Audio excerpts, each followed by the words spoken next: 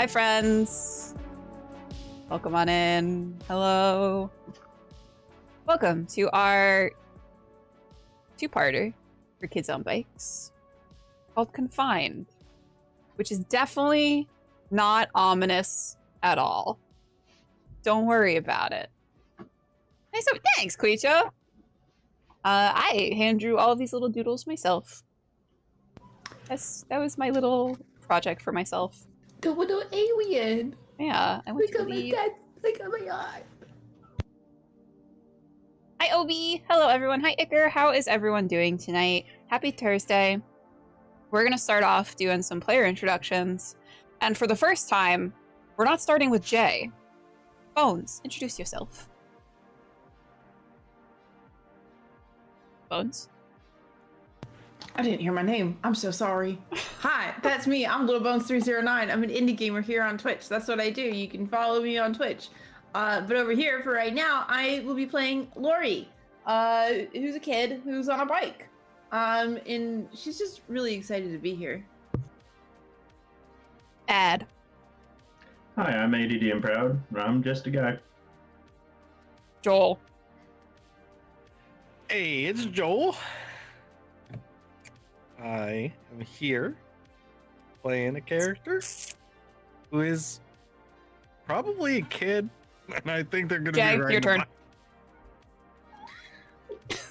I was so tempted to do the same thing Joel did, but I also don't want to.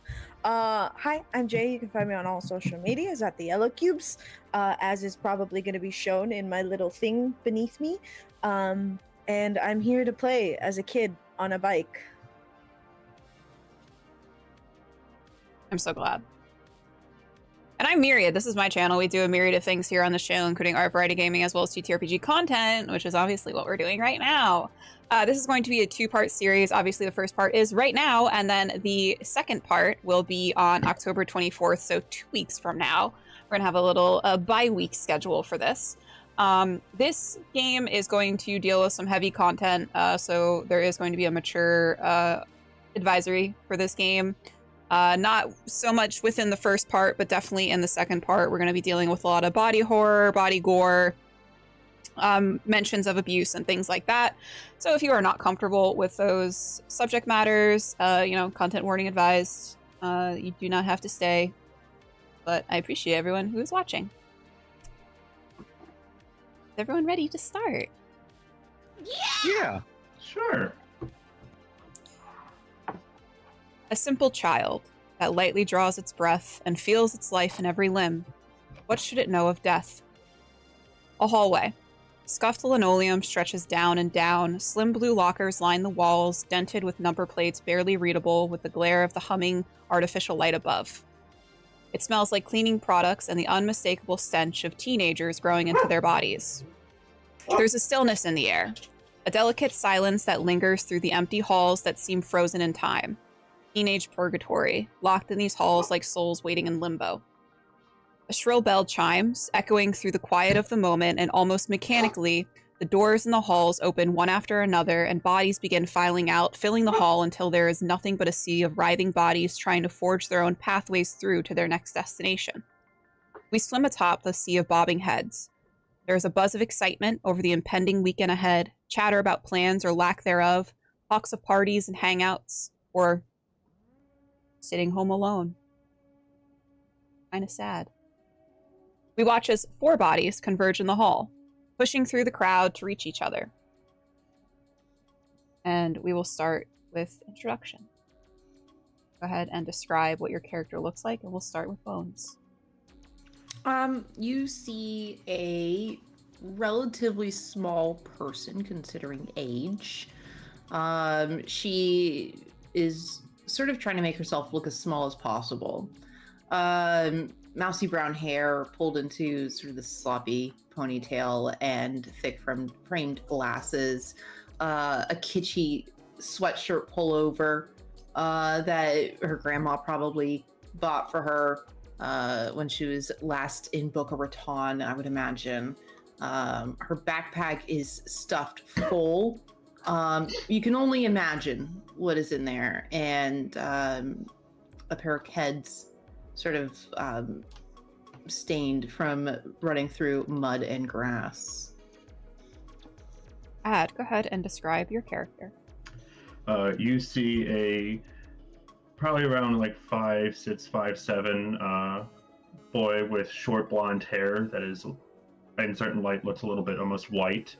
He's got a hoodie on. It's probably a little too big and kind of thin, frayed on the edges of it, and his shorts are not his shorts. His jeans are worn down, has patches over each of the knees, and he's got a couple bandages on his fingers. Joel. You see kind of a scrawnier kid, just kind of like some like decently long. I mean, not like terribly long, but brown hair. Kind of is like blonde in certain light. Probably just has like a hoodie on, some jeans. It truly just like stereotypical kid, basically. And Jay.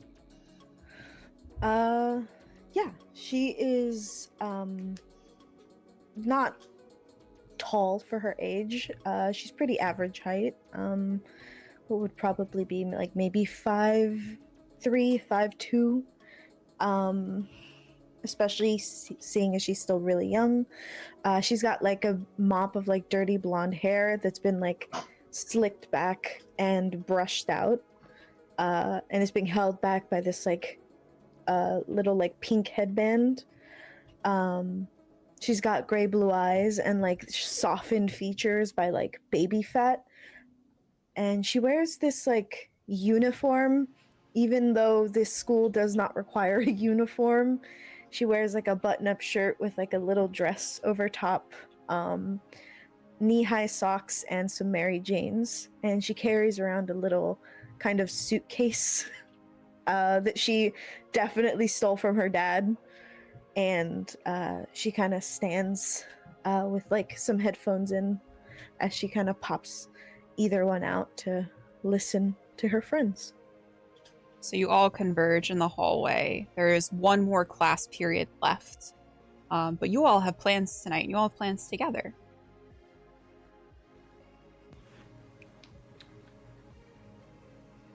I feel like Lori would kind of awkwardly stride up to Nick and sort of tug at him a little.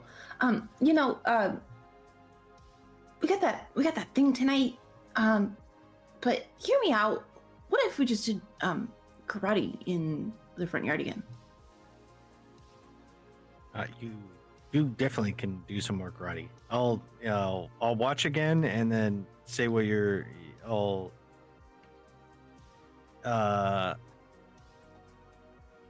When I'm fighting? So yeah.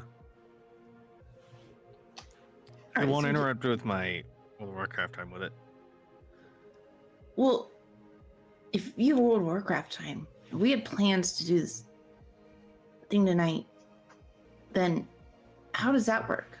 I don't know, but like my gear score is a little low right now, so like I need to prep for raid night, and like I don't think that is really conducive to plans and karate. we can figure out a way to do both. You like 100% agreed to go with us, so I personally would like it if you came, seeing as you previously agreed. Yeah, I mean, you already said that you would. Besides, it's a video game. You can just play it later. Yeah. Is he like scared? Is he scared? Okay, fine. We'll go. Okay, we'll go. Okay. I'll grind tomorrow. Okay. Well, that doesn't answer the question about karate time. Sure. Okay, 2 karate matches, and then we'll all go.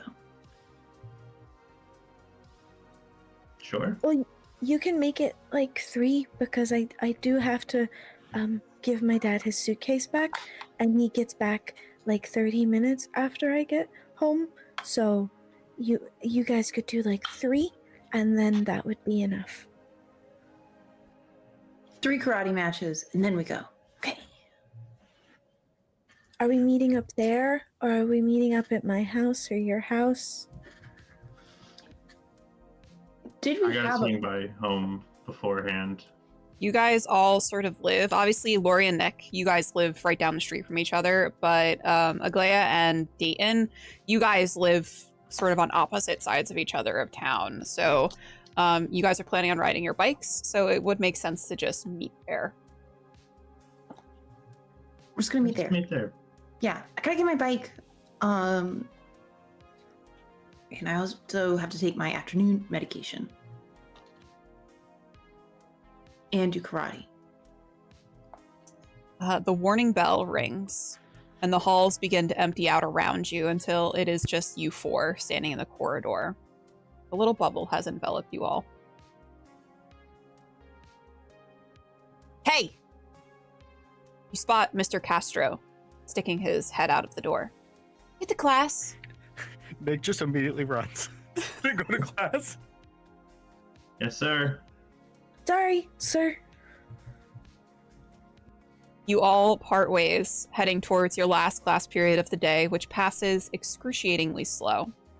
The ticking of the clock echoing in your minds a steady reminder of the passage of time. The final bell goes off like a missile, teachers scrambling to get one last word in, as students are leaping from their seats, others already out the door. Dismissal is chaos as students swerve every which way, the older students in a mad scramble to make it to the parking lot to beat the rush of the buses. A mere half an hour later, we arrive at the front of a worn sign for Mountain Ridge Trailer Park. A menagerie of single and double wide trailers sit on small plots of land throughout. We follow a lone figure as they make their way through the trailer park, walking the ill-kept path before arriving outside of a single wide, painted a pale yellow.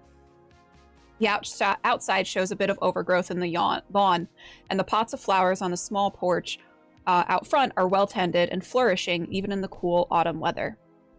Dayton, you make your way up the porch, the old wooden stairs creaking, and the screen door clatters unevenly on the door frame as you enter your home. You can smell meat sauce simmering on the stove and immediately spot your mother sitting at the kitchen table, a pile of coupons in front of her neatly organized into piles as she goes through the weekly circular preparing for her Saturday morning shopping trip. Your mother, Sandra, is a slight woman, though she didn't always used to be. The mass of curly dark hair sprouting from her head is also different from the blonde waves you remember her having in your youth. Hey, honey, she calls out to you as you walk through the door. How was school? Hey, Mom. It was fine. Do you need help with any of the dinner or anything? Oh, no, I just got some meat sauce simmering. The twins are home. They're running amok. All right, I'll go check on them. You do not even need to make it into the living room to go down the hall before you hear your little sister, "Stop it, Jason!"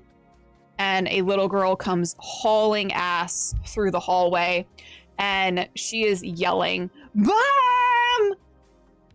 You spot your little brother following after her, what looks like some sort of bug in his hand, perhaps a millipede of some kind.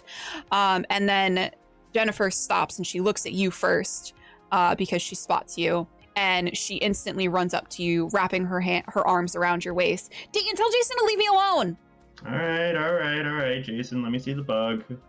Oh, come on. It's mine, finders keepers. Oh, I was going to keep it in a jar. No, you're going to throw it away. Come on, man. I'll grab it from him and kind of look at it and be like, you know what, this is pretty nice. This is Yeah, nice. right? It's got But a lot of legs. You know it's going to get taken away if you mess with your sister with it. It's not my fault she doesn't like them. Well, I mean, if she doesn't like them, then leave her alone with Yeah, it. but like exposure like it. therapy, exposure therapy. Oh, I think that's a lot to unpack in such a short scene. Yeah. What are you talking about? What's a I'm gonna scene? give this back to you, and you're gonna go put it away, okay? What if I just what if I put it in a jar and I just keep it on me? Are you gonna put it in front of your sister's face still? Probably not.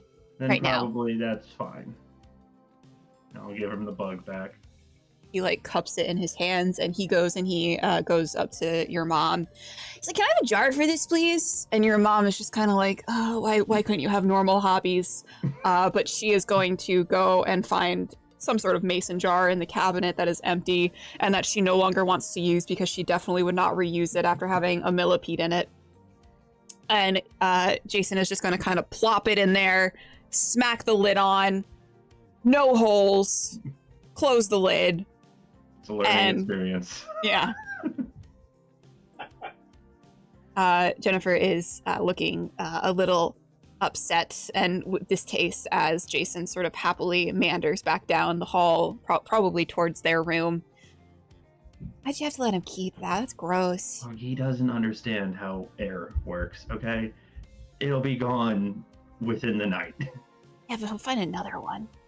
I can't stop that. You set a precedent. I learned that word today. No, Precedent. well, He's on the that's like who spelling runs the test. country, right? No. That's president. Oh, okay. See, you're so smart. Yeah. All right, well, I'm going to go check on dinner. You go back into the kitchen. Your mom is filing her little coupon. She's got like one of those little accordion folders too for the coupons. She's very organized. So what are your plans for tonight? You got anything going on? Yeah, we're just meeting up with some friends for a little bit. I don't know what time we'll be done, but That's fine. I have my key. Your dad picked up an extra shift, so he won't be home till later. So just Okay. just be careful. Yeah, I'll be quiet when I get home too. I don't want to wake him up. And half an hour later, you're all sat around the small kitchen table with a plate of pasta with meat sauce in front of you. Your mom's sort of pushing her food around. She's kind of trying to wrangle the twins, who are, again, just annoying each other as little kids ought to do. So what did you say that you guys were getting up to tonight? Oh, we just wanted to go. Nick found this like really cool thing that he wanted to go check out. So we're all just gonna meet up and go find out what that is all about. I can't remember what it's called. Oh, is it like an outdoor thing, or? Yeah, like an outdoor thing. It goes outside? I know. I think karate's really doing good for him. But yeah. Karate? Yeah, I don't get it, but it gets him out on the lawn and it's a start. All right. Well, as long as you guys are getting, I guess if you guys are getting some fresh air, that's good. That's good. Yeah. All right. Well, you guys just be safe. If you need me, you call the house. I'll come get you if like anything. Okay. I can't really fit all of your bikes in the Suburban, but it'll be fine. Yeah, well, And you can tell she's a little nervous, and you could tell it's mostly because, one, she's going to be home alone with the twins, and you're going out. And it's not that you're going out, it's that she's going to be home alone, and if something happens to you, that makes her worried. We'll be fine, Mom. There's no issue. Well, okay. As long as you think you're going to be okay. I think so. Crosstown. We pan down to your quintessential American dream suburban home. Pristine lawn, complete with little garden gnomes and perfectly pruned magnolia bushes. Aglaya, you step off of the bus, a small smile on your face as you bid your classmates goodbye, instantly dropping as you see the cars in the driveway. You also spot your father's car, which means he is home early from work. It is Friday, and of course that means your eldest sisters are home for the weekly family dinner. As you walk up the flagstone path, you hear the laughter of your family from inside. The minute the doorknob turns, the laughter cuts out. You hear one of your older sisters, Anna, call out to you from the living room. "Welcome home, little duckling." The ugly part is not said out loud, at least not in front of your father, who sits in his recliner, newspaper in hand. He gives you a nod in greeting before returning to his reading. Your other sister, Zoe, tugs at your outfit as you come within arm's reach. "You didn't wear this to school, did you?" There is a distaste in her voice, and it leaves you feeling small under her scrutinizing gaze. I did. It is my outfit. I have many like them. You can see just the curl of her upper lip. Kat, your eldest sister, seems to ignore you altogether, glued to her BlackBerry, likely answering work emails. But Talia is quick to hone in on the way that you speak to Zoe. The outfit is fine. It's the person that's wearing it that is the issue. Don't you have a job or like a husband to tend to? Really? You think that that's all women are good for, is tending to their husbands? You're gonna go real Not far all in women. life. Not all women. Hi, Papa. He gives a little grunt in a hello. Clearly, the presence of all of your sisters around in the living room when he's simply trying to read his newspaper is disgruntling to him. I borrowed your suitcase, if that was okay. He gives a look. He's like, "That's just fine. Put it Okay. back." Okay, I just need to take out my homework and I'll put it back. Where's Mama? Almost as if on cue, a figure pokes its head around the corner. Your mother, looking as though she has just stepped out of the Good Housekeeping magazine, the house phone pressed to her chest. Clearly, she has been on the phone. Dinner will be ready soon, she informs you all, and her eyes settle on you. You didn't wear that to school, did you?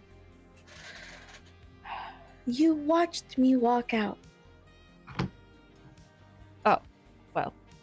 And she turns. Your sisters erupt into a fit of laughter. And your mother returns to the kitchen. You can hear her speaking softly to someone in Russian on the phone. Your grandmother, most likely. And you pick up the tail end of her sentence. I just don't know what to do with that child. As she returns to the kitchen. Why don't you go put your things away, Aglaya? Yes, Mama. And, nice to see you again, Yekaterina. Your oldest sister gives you a, Before she leaves, she's gonna, like, open her suitcase and, like, pull out her, report that she got above a perfect score on and kind of set it on the table. A++, and she shuts it. And she will kind of set it in front of her father. And, when you have the time, Papa, I would think you would like to read it. Anna looks like she's about to snatch it from the coffee table, but your father is much quicker.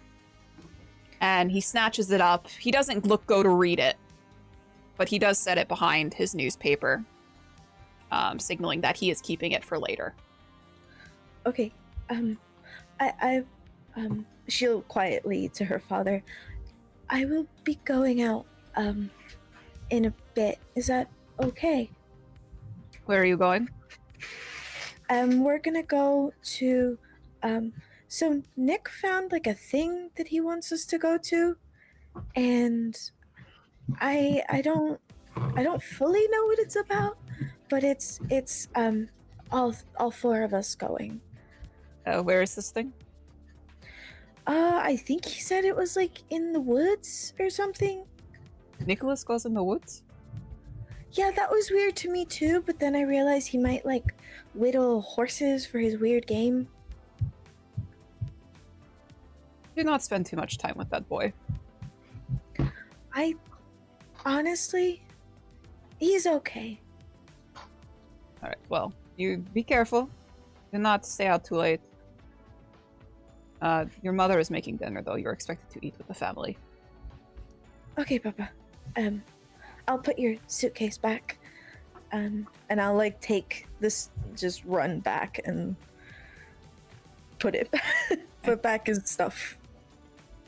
Your father will allow you to also go up to your room if you want to kind of settle yourself. And also probably allow you to a small reprieve before dinner with your family. She does. She'll, like, change out of her school uniform and instead put on something slightly looser and then put, like, heavy tights underneath and some sneakers. It looks about the same. It's just like not in school colors. What does your room look like? I think Aglaya's room it looks kind of sterile, in that it's got like white walls and white furniture and like wooden like accents. She definitely didn't decorate this. And then she has like little pictures of all of her friends kind of framed up and put around. And she has like posters of she has 2 posters, to clarify. One of a band she's never heard of, and another one of like the UC, of the Harvard kind of like poster that she ripped off of a wall. I imagine the band poster was probably a gift from Lori. Mm-hmm. You go upstairs, you change, settle in a little bit, and then you hear your mother call out that dinner's ready. I hope it's soup. It's always soup. Lucky for you. She wants something more substantial than soup today, but she knows her mom. And I think she'll sling over like a little satchel. As she runs downstairs and sits in her designated spot if they let her. Yep. So everyone is already seated. You do note that there is an empty seat next to Talia where her husband Steven usually sits. You assume he is often away on business, so you likely think that he's on a business trip. And you take your normal seat, which is between Zoe and your father, who sits at one head of the table. Your mother sort of flits about, doling out servings of the solyanka, which is a thick soup with meats and vegetables. And there's also a tray of blini with sour cream in the middle of the table. And the food smells delicious, but perhaps it is soured by the company which you're keeping. Can I have the sour cream, please? Zoe, who is next to you, she picks it up and she kind of drops it rather harshly next to you. A little bit of sour cream spills out of the little dish. Thank you. Mama, I'm gonna be going out tonight. I've already done my homework and I've finished all the extracurriculars, so I should be okay. Where are you going? Out. With who? The usual 3. When will you be back? Hopefully 10. 9:30. Can it be 10? Just 9:30, Aglaya. Okay, Mama. 9:30. Your father kind of cutting in. How was school? Good. I finished. I got my reports back, and I finished some exams, and I didn't really do much else. I suppose at lunch, somebody tried to steal someone else's backpack, but they were quickly told off by a teacher, so I suppose that didn't happen. Your father is taking sort of bites of his soup, nodding as you're talking. Make sure to keep an eye on your backpack from now on, then. We cannot have things being stolen. Yeah, that's why I took the suitcase, because usually people don't want it. Yes. And but you still have your heart set on Harvard, correct? Yes, Harvard would be ideal. You can you hear Zoe and Anna, who are sitting next to each other, kind of whispering to each other, and they both giggle. And it is Talia who makes the open comment. Unfortunate, she has no looks to rely on, to waste her time in school. And it is actually Pat who, still on her BlackBerry, pauses whatever email she is drafting, and she whips her head to Talia. What is that supposed to mean? An argument begins to devolve between your two eldest sisters, and your father looks over at you, giving you a small smile before taking another bite of soup. Good. The bus pulls away from the bottom of the hill with a screech, and a gaggle of children begin to head in all different directions. As you both trudge up the hill, Lori, you glance over at Nick, about to start a conversation with him, when you notice his eyes glued to his PSP, headphones securely on his ears, and you can faintly hear, "Why the fuck would it be between that or Muhammad?" You both walk together in comfortable silence until you reach the top of the hill, parting ways with a wave of your hand. Lori, a single white house with green shutters greets you. Landscaping perfectly maintained thanks to your father's hard work on the weekends, and as you trudge up the side porch, the door opens before you reach it. "Hi, Chickadee." Your mom, Kitty, greets you. Hey, Mom. Hi, Mom. Hi, Mom. Hi! Hi. Hi! Hi. You can smell the chocolate chip cookies before you even see them, though when you sort of peer over her shoulder, you see an egregious amount of baked goods cooling on wire racks that have been set out on every flat surface in the kitchen. You know, I think that I would really like to have one cookie, just one. Oh, she's already... You want a taste test? And she'll, like, grab one off of the counter next to her, and she's already, like, shoving it out to you. She, like, inhales it, and that's pretty good. Pretty good, Mom. That's pretty good. Yeah? You like it? I like it. Yeah, I like it a lot. Yeah, there's a bake sale tomorrow for the football team, varsity football team by the PTA. Of course, you know, I had to show up.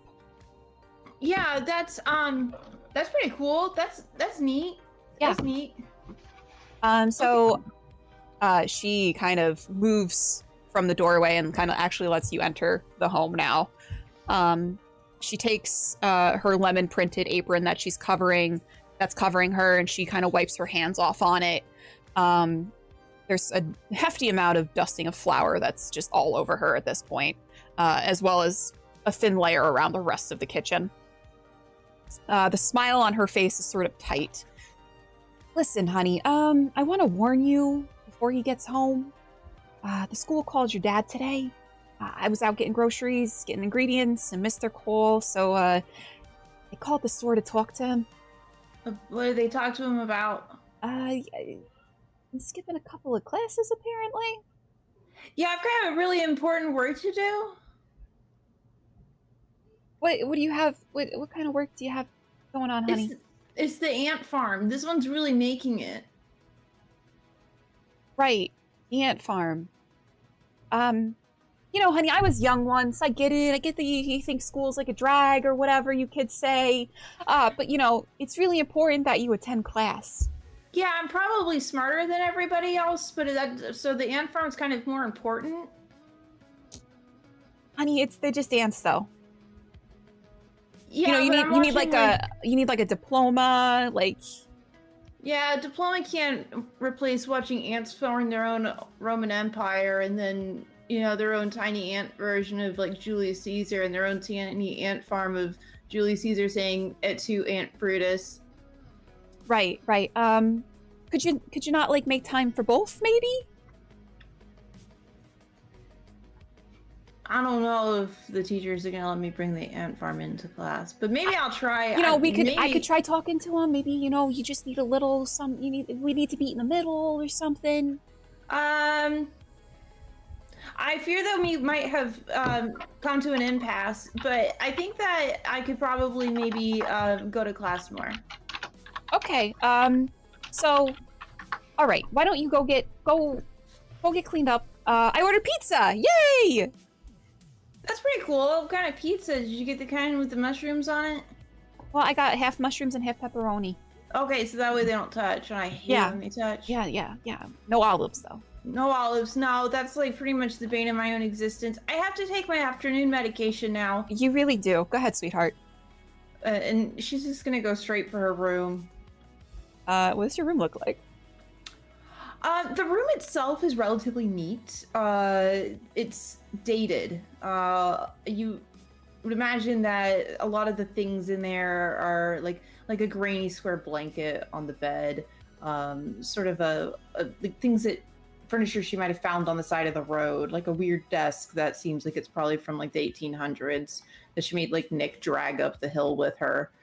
And just a lot of weird small artifacts, trinkets, if you will, trash put into boxes for safekeeping. There is a lot of books on ant care, caring for ants, and also probably some odd literature strewn about, like The Idiot is in there. It's probably one of her favorite books. It makes her really interesting. Especially reading it on airplanes. She loves reading it on airplanes, actually. It's her favorite airplane book. And then she takes out of her backpack and puts it on the desk. It is her prized possession. It is an ant farm that she does carry with her at all times.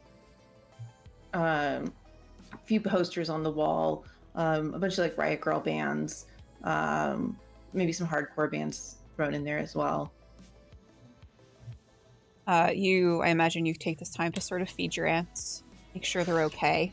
Yes. The ants are probably the most important thing to Lori, other than doing karate, and she takes that very seriously. And she also takes her afternoon pills. Kind of even her out from the day.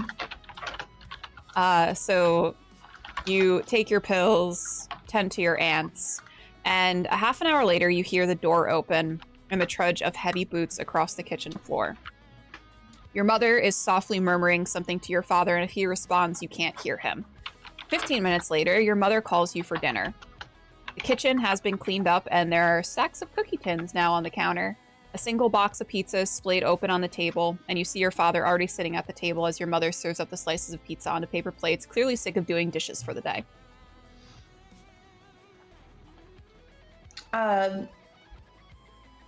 Hello. He doesn't say anything to you.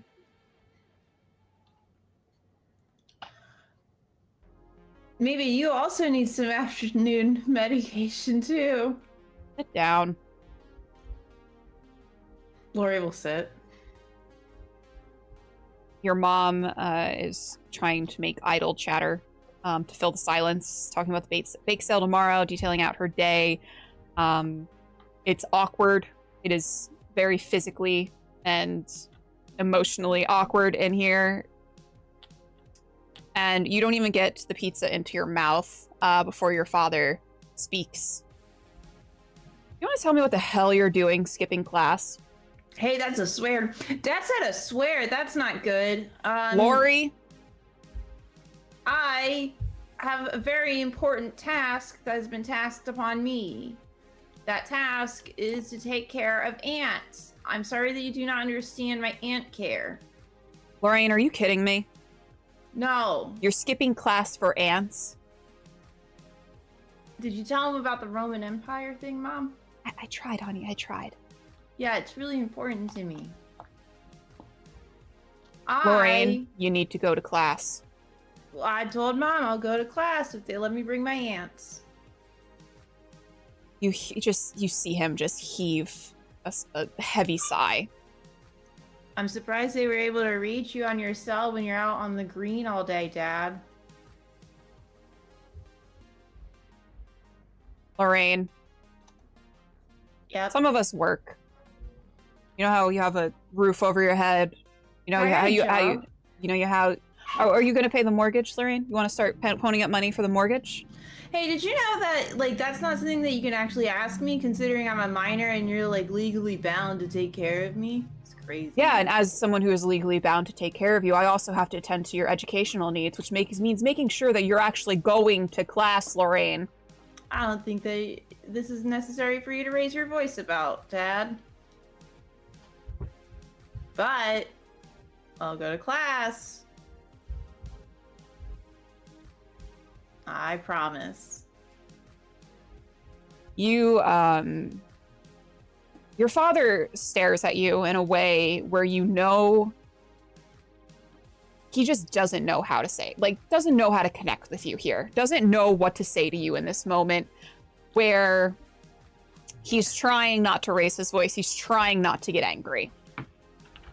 Instead, he throws down his napkin onto his plate and gets up and walks out of the kitchen outside to the garage. And you can see him kind of walk to the backyard into the garage.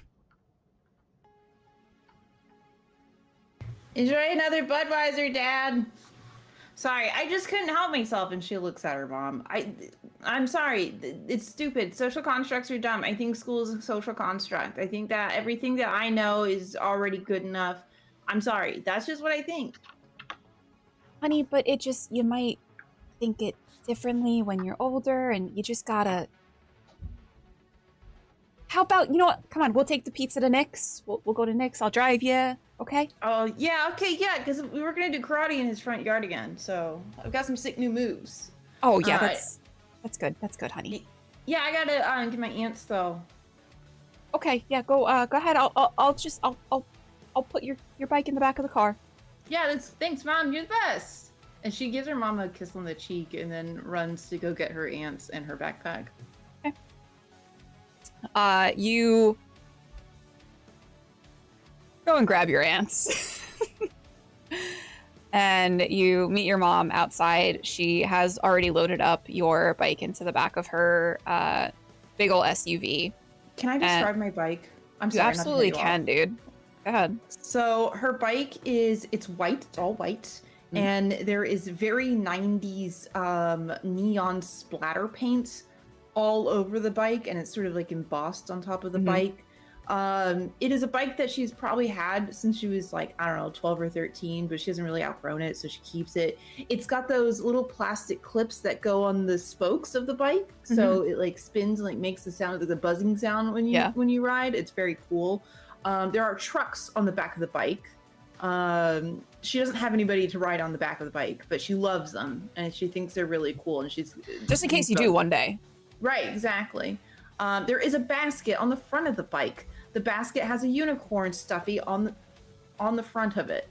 The unicorn stuffy has a horn that glows with the glory of 1,000 suns. It's very cool. Super cool. I bet all of the other kids would agree. Yeah, it's pretty sick, honestly. So your mom very carefully loads the bike into the back of the car, given how much you love this bike. And you take a seat and to get into the passenger seat, and she sort of sets the pizza box on your lap. And she kind of looks over at you as she's pulling out of the driveway. I'm really sorry, Chickadee. You know your father loves you. You know he does. He just really doesn't know how to connect with you, and it's really hard for him sometimes. I don't know, maybe he should pick up a book or something once, and then maybe he could like understand a little bit more about the inner workings of my mind. And she kind of does one of these numbers, and she knows that she's a weird person. She knows her dad doesn't really like her. And I think she just copes with it in her own weird little way. Your mom's silent for a moment. She's like, having a relationship with your father is important. You might not see it now, but... And your father's not a bad man. You need to explain it to him in a way that he understands. I think that I would rather die lonely than die not correct. Honey, you're gonna die really lonely then. No, I've got Nick, though. Your cousin's gonna, grow up and hopefully get married and, have a family and stuff. You don't think that I'll grow up and get married and have a family and stuff? Not if you're talking about dying correct. Then I just don't want to marry anybody who doesn't want to be correct. Oh, honey. You know what? You're young. You'll get it. You'll get it eventually. It's fine. And it's a 2-minute drive to your cousin's house, and it feels a little bit like an eternity. And you spot the 2-story yellow house like it's a beacon of hope. I imagine your seatbelt is already off before your mom even pulls into the driveway. I really love my cousin. He's really cool and neat. I just think he's neat. Okay, honey. Your mom kind of watches as you pull your bike out, trying to balance like the pizza box in one hand. You guys have fun, okay? Be safe. Yeah, okay. She kind of watches you through the roll down window, watch you walk up to the house before she pulls away. An hour earlier, Nick, you're laughing to yourself as you stroll up your driveway and up the walkway to your front door, not even announcing yourself as you kick off your shoes, eyes never breaking contact with the screen of your PSP. Hey there, bud. Your dad greets. He and your mom are on the couch. Your dad has a rerun of last night's football game on. You watch as your mom looks up, her eyes magnified by the crafting glasses on her face. The embroidery circle in her hands is a bit messy and amateur work, but it's her newest hobby of the month. Aunt Kitty asked me to bake some brownies for the bake sale tomorrow, and I set some aside for you. They're on the counter if you want them. Her mom says. Okay. And she blinks at you, and you can see, like, through the magnifying glasses, her eyes just blink. I'll grab one in a minute. Okay. And she, like, goes back to embroidering. What would you like to do? Right to his room. He can probably get a dungeon in. Okay. So you go upstairs. What's your room look like? It's probably got gray walls. Mm-hmm. And a bed in the corner, and then his computer desk, and that's about it. He doesn't really have much like things or stuff. Like there's like he's got like his hamper of clothes. Clean or dirty, who's to say? That's about it. The worst. You go onto your computer. The chat room with your guild members is kind of pinging and going off. You guys are kind of getting ready for a big raid tomorrow that you guys have been planning for the last week or so. You see that one member has been threatening to kick out anyone who's late. So you know that you have to be on time tomorrow because this is serious business. Super serious. Anything you would like to do as you settle in onto your computer? He's like still invested in the game on his PSP, so he's kind of like playing that while sitting. And you're watching Superbad, is what you were doing. I didn't have to out him like that. He's watching Superbad, and so he's like half watching, and then also like kind of like has an angle to where he's also can see the updates of his guild chat, and is trying to like, you know, figure out everything, and he's like still watching it while, you know, WoW opens up. He's logging in. You are super, super pumped. You get a couple of, you start to play. You're grinding out some stuff during, in WoW. I don't play WoW. I'm pretending to know what I'm talking about. Grinding out some stuff. And you feel something. That inner peace. From downstairs, you hear the door open and your parents in unison saying, "Hi, Lori!" And there is stomping up the stairs, and that is the first sign that the end of your inner peace has started. Lori, how do you make your way into Nick's room? I kick the door open. He wouldn't have closed the door. He definitely thought about getting up and trying to lock it, but he knew you just... I kick the door open. No matter if it's ajar or open, I kick it open further. I get pizza. Sweet, I'll have some in a bit. Okay. She doesn't really know what to do with it, so she just puts it down on the ground.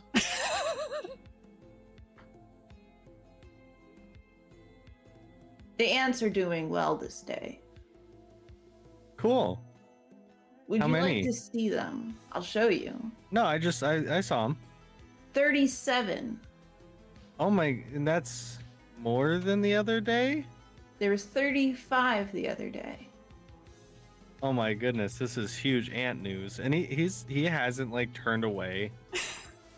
Just to make it clear, he's still playing WoW. I think she's standing directly behind him, watching while she's talking He to like him. knows that she is standing right behind. I imagine you a spare chair, but it's like kind of an uncomfortable rickety chair. Yeah, it's not perfect, but Like a It's like stool. A stool. Yeah, she sits on it behind him. You said we can do karate. yeah, we will right after this. So do you think it'll be like 39 ants tomorrow? I don't know. I really don't know the whole like mating process behind ants and like the gestation period behind ants, but I just know there was 35 the other day and there's 37 now.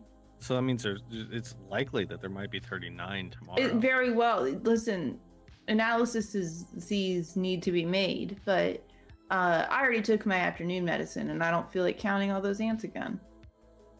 He like stops and he like looks at you and he's like, wait, speaking of medicine. Forgot about this. The trade offer is simple. The terms are clear. Karate for medicine. And he like, can I get Dayton to be in my place for one of the matches? We're not gonna see Dayton until we go to the place tonight. Yeah, I thought that's when we were gonna do karate. It's later. No, we're gonna do karate in the front yard. We always do karate in the front yard. If you change up my schedule, I will start screaming. Okay, fine. Let's just go do it. I need to focus for the raid tomorrow. Okay. Very good. And she bows at him. He picks the PSP back up and just like walks outside. You hear your dad goes, where are you guys going? Karate! Oh. Have fun. I imagine this is a regular occurrence, you know? Yeah. Every weekend. Lori comes over, does karate in the front yard with Nick. And she Sure beelines is. it for outside. She still has her backpack full of ants. There's a shovel around in there. It's honestly a miracle that they're still alive. Their exoskeletons prevent them from getting CTE. Because they don't have brains to get CTE with. You guys make your way outside to the front yard. You spot old Mr. Harrison watering his lawn across the street. You guys about to do some karate? Lori bows at him. He gives you a little hell yeah, and he continues to water his lawn. Imagine he's shirtless for some reason. Shirtless with a big old, like, a wide-brimmed hat on. Yeah, he's got a big American flag in the front yard. Mm-hmm.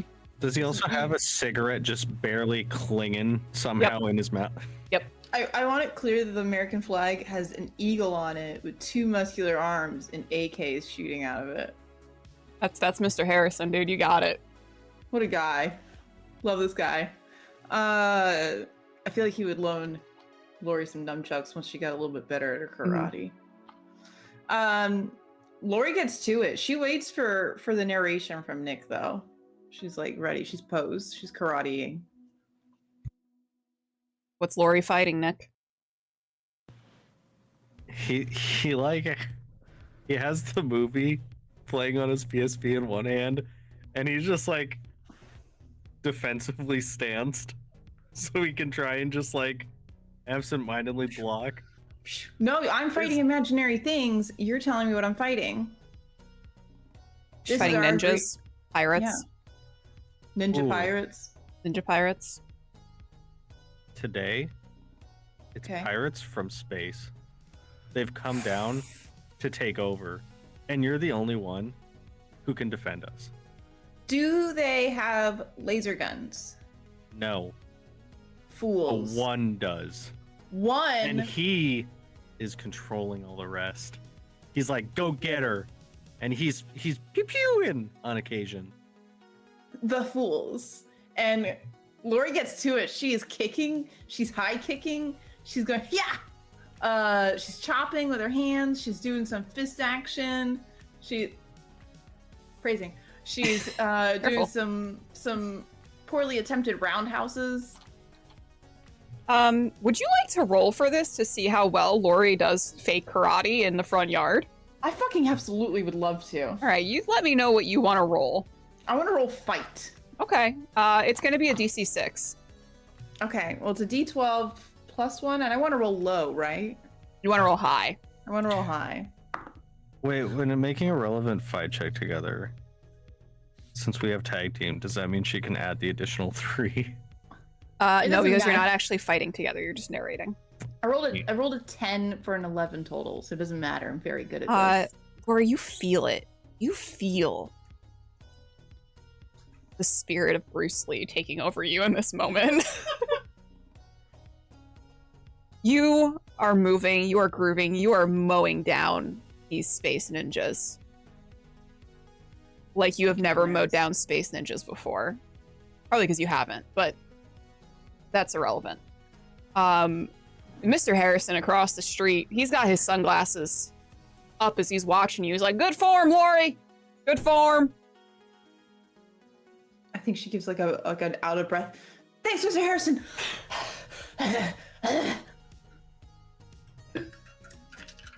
If she's kicking ass, and she's like eye on the prize, this imaginary space ninja with a laser gun.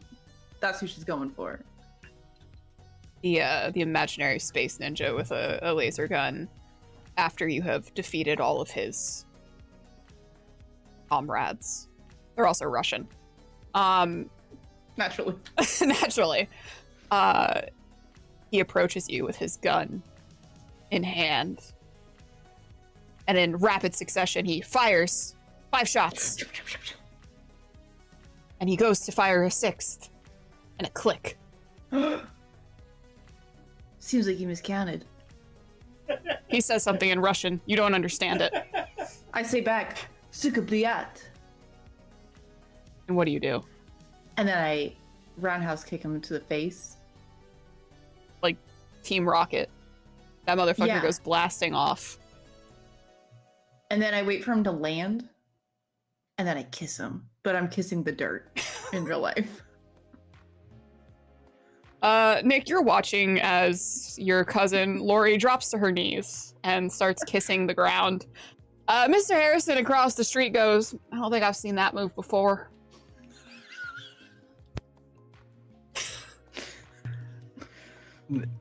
Nickel, you'll just like, I guess maybe out of mind a little bit. You'll hear him just like restart the movie super bad and turn the volume up as he just watches you start to probably make out with the ground.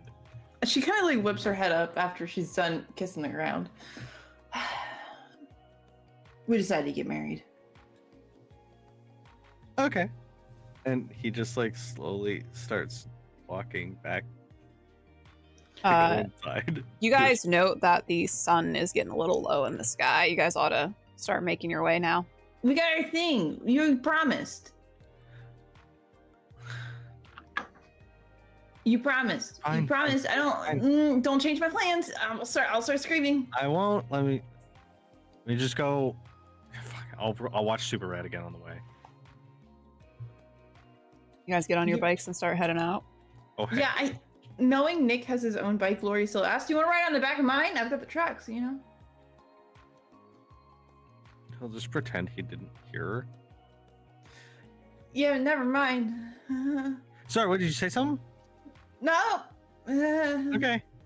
Man, you really got that Space Ninja Pirate guy. Yeah, I'm good. He was badass and cute. I mean, that makes sense why you married him. Yeah, he looked like Tom Hanks. And Lori's number one Nick crush. just starts. He Oh, tries to- thanks. he just tries to bike. I would like to redact what I said about my bedroom earlier. There's also a Tom Hanks poster with a lot of like lipstick kisses on it. Is this Forrest Gump poster? No, it's not. Passed away. No, it's not. It's him in Big specifically. Okay, that's fine. With thoughts of Tom Hanks in your head, Lori, you begin to bike with your cousin in tow. You faintly hear the movie Superbad playing behind you. Are you watching that again? What? The sun is low in the sky as we trail overhead. tree-lined streets that wind and branch off every which way.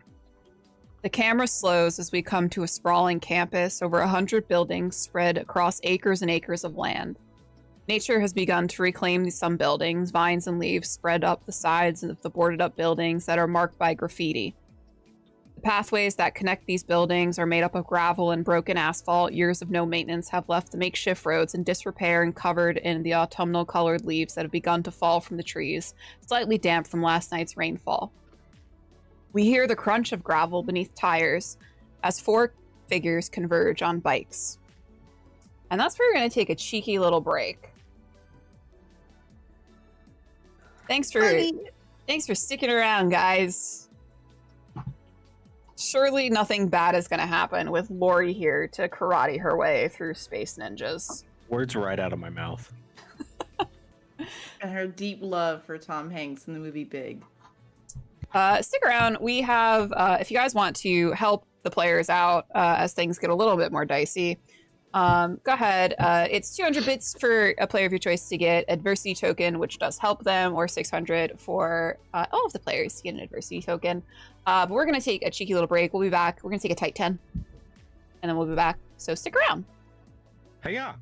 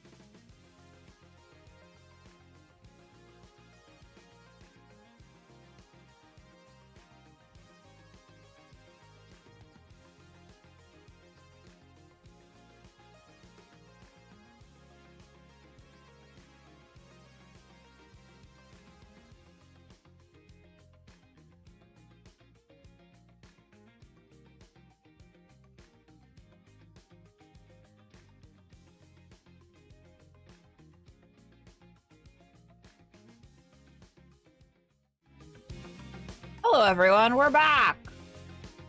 Thanks for hanging. We were discussing. Did you guys know that there are some species of ants that live for 30 years? Isn't that crazy? Or, you can't say you never learned anything on this channel. We resume as you four converge together. I will say Aglaya and Dayton, you kind of spot Nick and Lori. Actually, you probably hear them before you actually see them. You can hear Nick's PSP blasting some movie that he has been obsessed with watching over and over. And Lori is likely talking to Nick about her aunts, but not really receiving any sort of answer. Oh, well, I hear those two. You can usually hear them from about a football field away, yeah. For sure, for sure. And anyway, so that's when I told Kitty, I was like, man, it's like the Roman Empire for ants, and then the Julius Caesar for ants, and then the fall of Julius Ant Caesar, and then to Ant Brutus, and she just didn't really get it. It's just, I don't really understand like what the whole issue is, but what can you do? I mean, sometimes it's just a girl and her ants. How are your ants? Oh, my ants are fine. Do you want to see them? Nick's just like paying attention to the movie, but he's like, there's 39 now. Cool. No, 37. We don't know if there's 39 yet. Oh yeah, 37. Oh, you lost two? No, we had 35 and then it was 37 was the count today. It might be 39 tomorrow. We don't know yet. Probably will be. Matt checks out. Have they been laying eggs? Yeah, the egg situation's pretty cool. Do you want to see the ants? She's already taken the ant farm out of her backpack, regardless of your answer, and she holds the ant farm up for you to inspect. I'm just gonna like look through them, see if there's any like eggs that are gonna hatch. Despite the fact that these ants live about 7 hours of the day in Lori's backpack, they seem to be thriving. You spot them, like they're active. They're going around their little tunnels. You don't need much. It's honest work. Can I count how many ant eggs are gonna hatch soon? No, Lori puts it back in her backpack. Oh, It's enough ant viewing for today. It's enough. We have business to attend to. I already kicked some Space Ninja's ass. Kissed Tom Hanks. Why does it always end with you kissing Tom Hanks? Because that is a beautiful man in the movie Big. I have refined taste. Refined taste. I would disagree, but... Agree to disagree, I guess. Anyway, is the building in front of us? So, you guys know that the place that most of the older kids talked about was the hospital on campus. And you know that that is on the other side. So before you, you guys actually met in the parking lot of a church that had been built on the property of Letchworth Village. And there is a path in front of you, and it splits off two ways. Now you can go left or you can go right, and it's going to get you to the same place, but it's just a matter of whether you take the left path or the right path. But you know that on the other side, once you reach the other side, that is where the hospital is. I feel like Lori gets off her bike, puts her backpack down. She doesn't want to spin the ants too much. And she does like one of these numbers, and she spins around in a circle 3 times, counterclockwise. And then she points to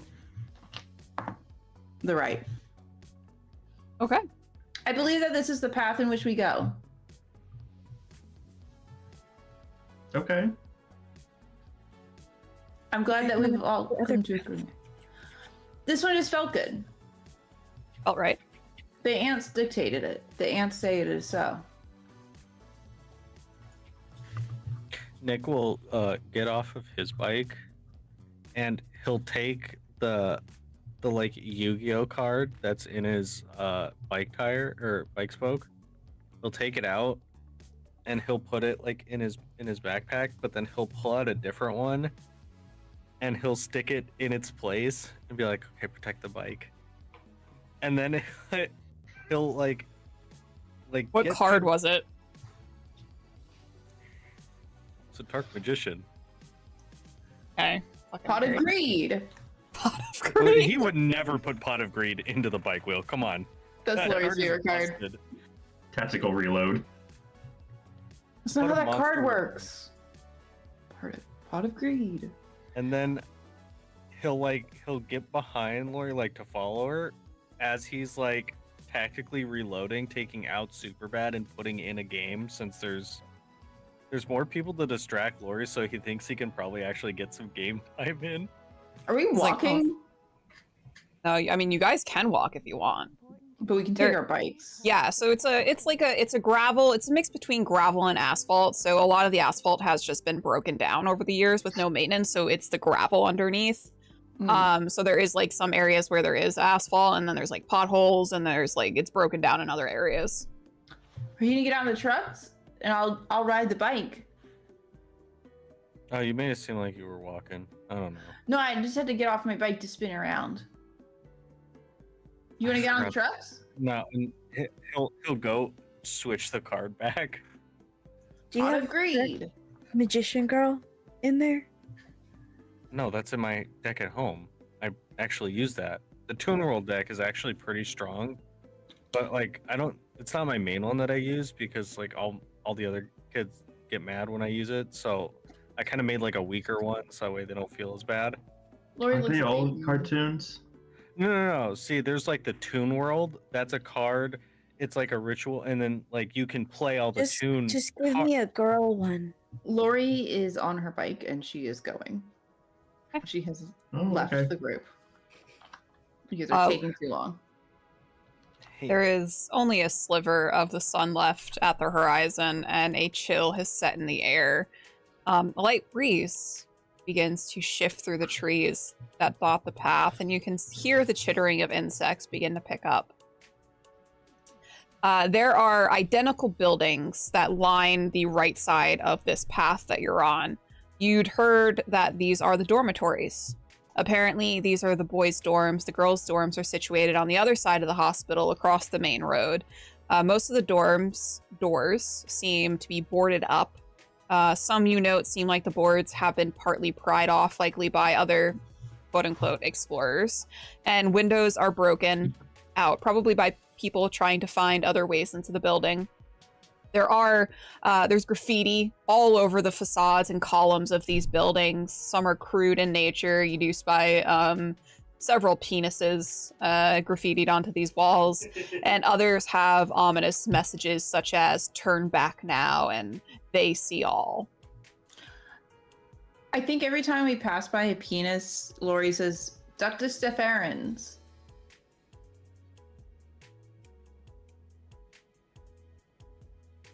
And if there's a bunch, she's saying it a bunch. There's a number of them. I think every single time she says that. I will say that you guys also all have flashlights as well. It is beneath the trees. It is pretty dark here, and if you don't have a light on your bike, you definitely have a flashlight as you're arriving. And as you're sort of sweeping the flashlight by the buildings as you ride past them, you do note that there is one that seems to have the board is all the way off on the door. Oh, I guess that's as well. good a place as any to start. You know, it almost seems a little too easy, but you know what? The dormitories No. aren't your main objective, but, it couldn't hurt to explore them, maybe. You don't have to. I don't know. What do you guys think? Should we go in there or should we just scooch by? what is our main objective? The residential hospital. No, I mean, for going in, what do we want to do? Just go in? What do you think about stripping some copper? I don't need the money. I'm just But- wondering. Did anyone bring a camera to prove that we were in here? Or, to take pictures while we're in there? I'm not allowed to have a camera anymore. After the, yeah. Does your game thing, Nick, have like a camera on it? Yeah, no, definitely not. Definitely not. Okay. Do any of you have baskets on your bikes? I do. Laurie, I'm gonna say you have a lot of shit in that basket on your bike. You can dig through that son of a bitch. You can find a cheeky little disposable camera in there. Oh, how about that? I found another camera. That's crazy. How did that happen? Oh no, Kitty didn't find this one. Just make sure that the incident doesn't happen again, or they'll take that one as well. Listen, you go to one strip club one time. I don't think it was the strip club exactly. I think that it was we were following somebody into the strip club. Well, And it then- was. I think it was all 38 pictures of urinal cakes. I think that's really what got See, me. I think it was the one of the superintendent that got us in the biggest trouble. No, there wasn't any pictures of him. I didn't get a single one. It was all urinal cakes. I Lori, how can't many even- pictures are used in that right now? This is it's a freshie. Oh, Don't worry, no urinal cakes here. Well, never say never. Never say never. So do you guys want to go explore this little building? Yeah. Well, You guys hop off your bikes, you lean them against. So how the building is basically situated is there are stairways on either side that go up to a little landing, and then you have the door and then windows on either side of the door. And it's this big rectangular building. As you are climbing up the stairs, you do sort of sweep your flashlight, and you see the glare of eyes staring out at you from one of the broken windows. I'm sorry, you said what? You sweep your flashlight across, and you see the glare of eyes. No, I heard you. I just didn't want to believe you. Yeah, there's eyes Um, staring at you. Lori snaps a picture. Meow. Oh, fuck, cat. Meow meow. Love cats. Here, kitty, kitty, kitty, kitty, kitty, kitty, kitty, kitty, kitty. how You do high that. up are the eyes? Like, are they? They're on like ground they're level, or- ground level, kind of basically. Okay. Like you go up the stairs, and there's like a little window on the like that's next to the door, like floor height, and it's just sitting there in the window staring at you guys. Can I reach for it? You can. Yeah, I want to reach for the kitty. It runs away. No! Okay, gotta go get that cat, man. Oh, do you think he likes ants? No. You do know, you've kind of heard that there are some feral cat colonies around here. Like, they've kind of taken up residence in some of the buildings, and people feed them. And as you're kind of looking around on the floor, you do know there are some empty cans of cat food. Colonies, you say? I hope that cat's okay. I hope he's not lonely. Should He's be. got cat friends. So you There's like guys, a million cats here. you do hear, like, another meow, and this one's, like, off to the side of the building where there's a bunch of, like, vines and bushes and stuff. I would recommend that we be very careful because a lot of times old buildings can have rotting ground. So just so we don't fall in and die. We probably won't die. Do we all have our tetanus shot? Yeah, I think so. Does Lori believe in Yeah. vaccines? You can't make me tell the joke that I want to tell. Does Lori's mom believe in that? Oh yeah. No, Kitty definitely yeah. does. Oh yeah. You guys make your way into the building. So how it is it's the 2 stairs going up, and then the board that had been blocking the door seems to have been pulled off. So it's kind of just like hanging on the rail of the stair. So you're able to sort of step over it into the doorway where there's actually not a door. It's just doorway. And you step in and you flash the flashlight around, and you note that this building seems like it is just one long room, almost like if you were in like a summer camp dorm cabin where there's just a room with just beds lining the walls. There are a lot of what seems to be like overturned steel bed frames. The mattresses are either missing or they're on the floor and they're just like dirty and stained. Gross.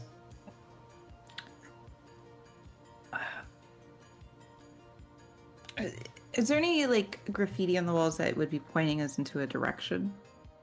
There's Things to not look at?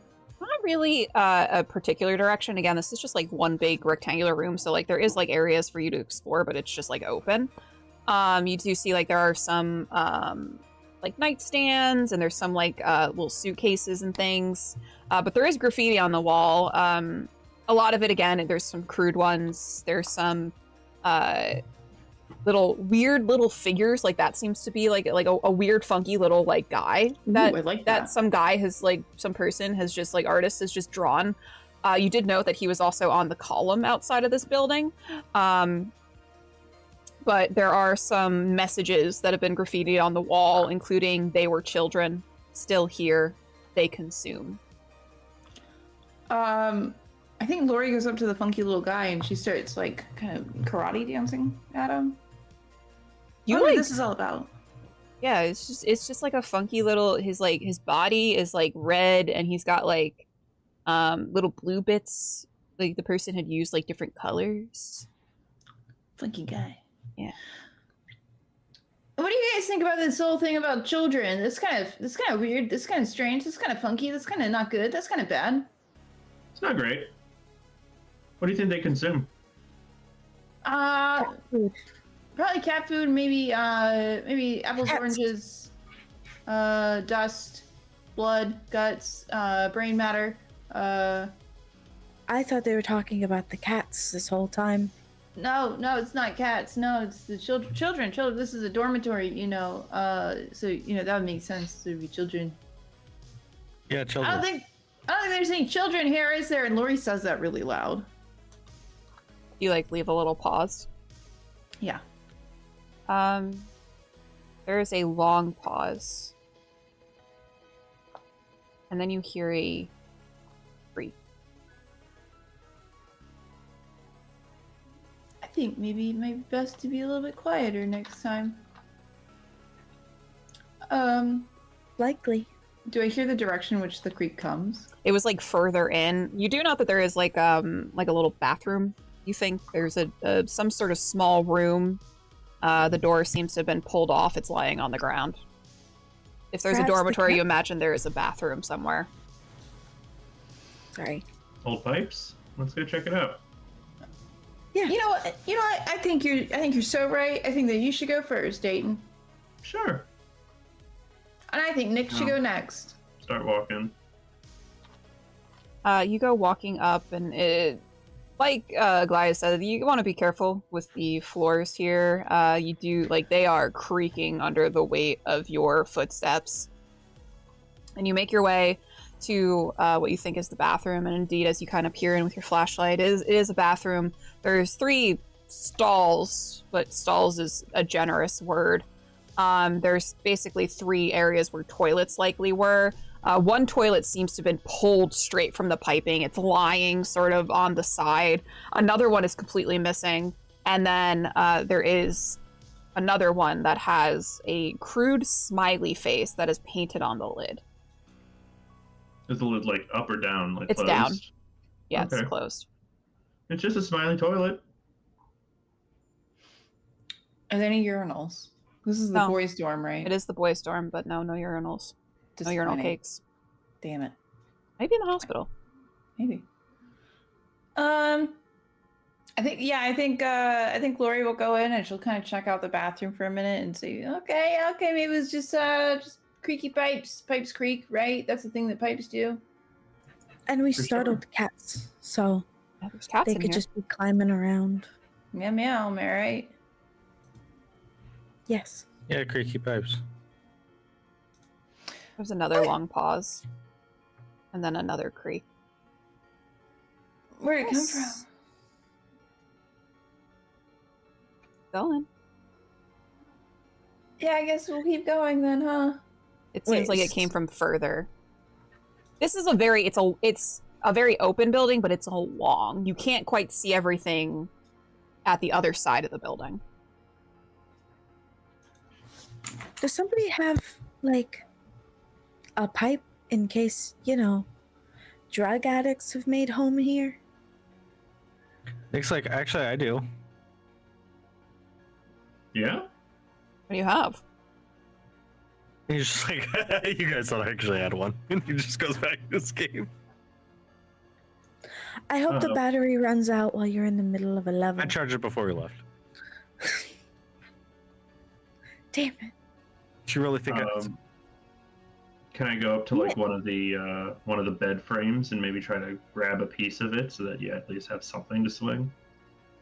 You certainly can. I'm gonna say it's pretty rusted, so it's one of those ones where like the legs come off. So you definitely can try to pry the leg off. It's a little rusted, so I'm gonna ask that you give me a check for it. It's gonna be a DC 7. Sure. I think maybe Brawn might be the roll. Okay. That is a 6, but I will use one adversity token to make it a 7. Okay. You kind of struggle with it a little bit. You kind of have to put your foot on the actual frame and then your hand on it and then pull. But it does eventually come loose. You almost stumble back a little bit with the force that you were pulling. But you now have a pretty solid steel blunt object to hit things with if all else fails. Dope. You continue further in. Sure. You walk further in and you just see like bed frames and mattresses. There's some suitcases. Clothes are also strewn about. Maybe some books as well. Another thing that you see is there's a lot of like different sorts of toys. You're kind of thinking that this might have been a dormitory for some of the younger patients. You see a stuffed teddy bear lying against one of the walls. It seemed to have been well loved. There's stuffing that's falling out from the seams that are worn. You do note a creepy doll as well that's sitting in a corner that seems to have the eyelids are stuck at different angles and the hair seems to have been cut short and jagged. And then in the corner, you spot the other end of the building and you see that there is also another door that leads through the back side of the building. So there's entrances on both sides. And next to the door in the corner is a rocking chair. Are any of the windows like broken? Like maybe a wind could have creaked the rocking chair? Yeah, the windows are broken. You know, like the same for the rest of the other buildings you've seen. A lot of the windows are broken out. You do see glass all over the place. There is like sort of a gentle breeze coming through the windows. I'll just turn to them and be like, "That's probably what it was." As he says this, the chair does rock a little bit. Come back.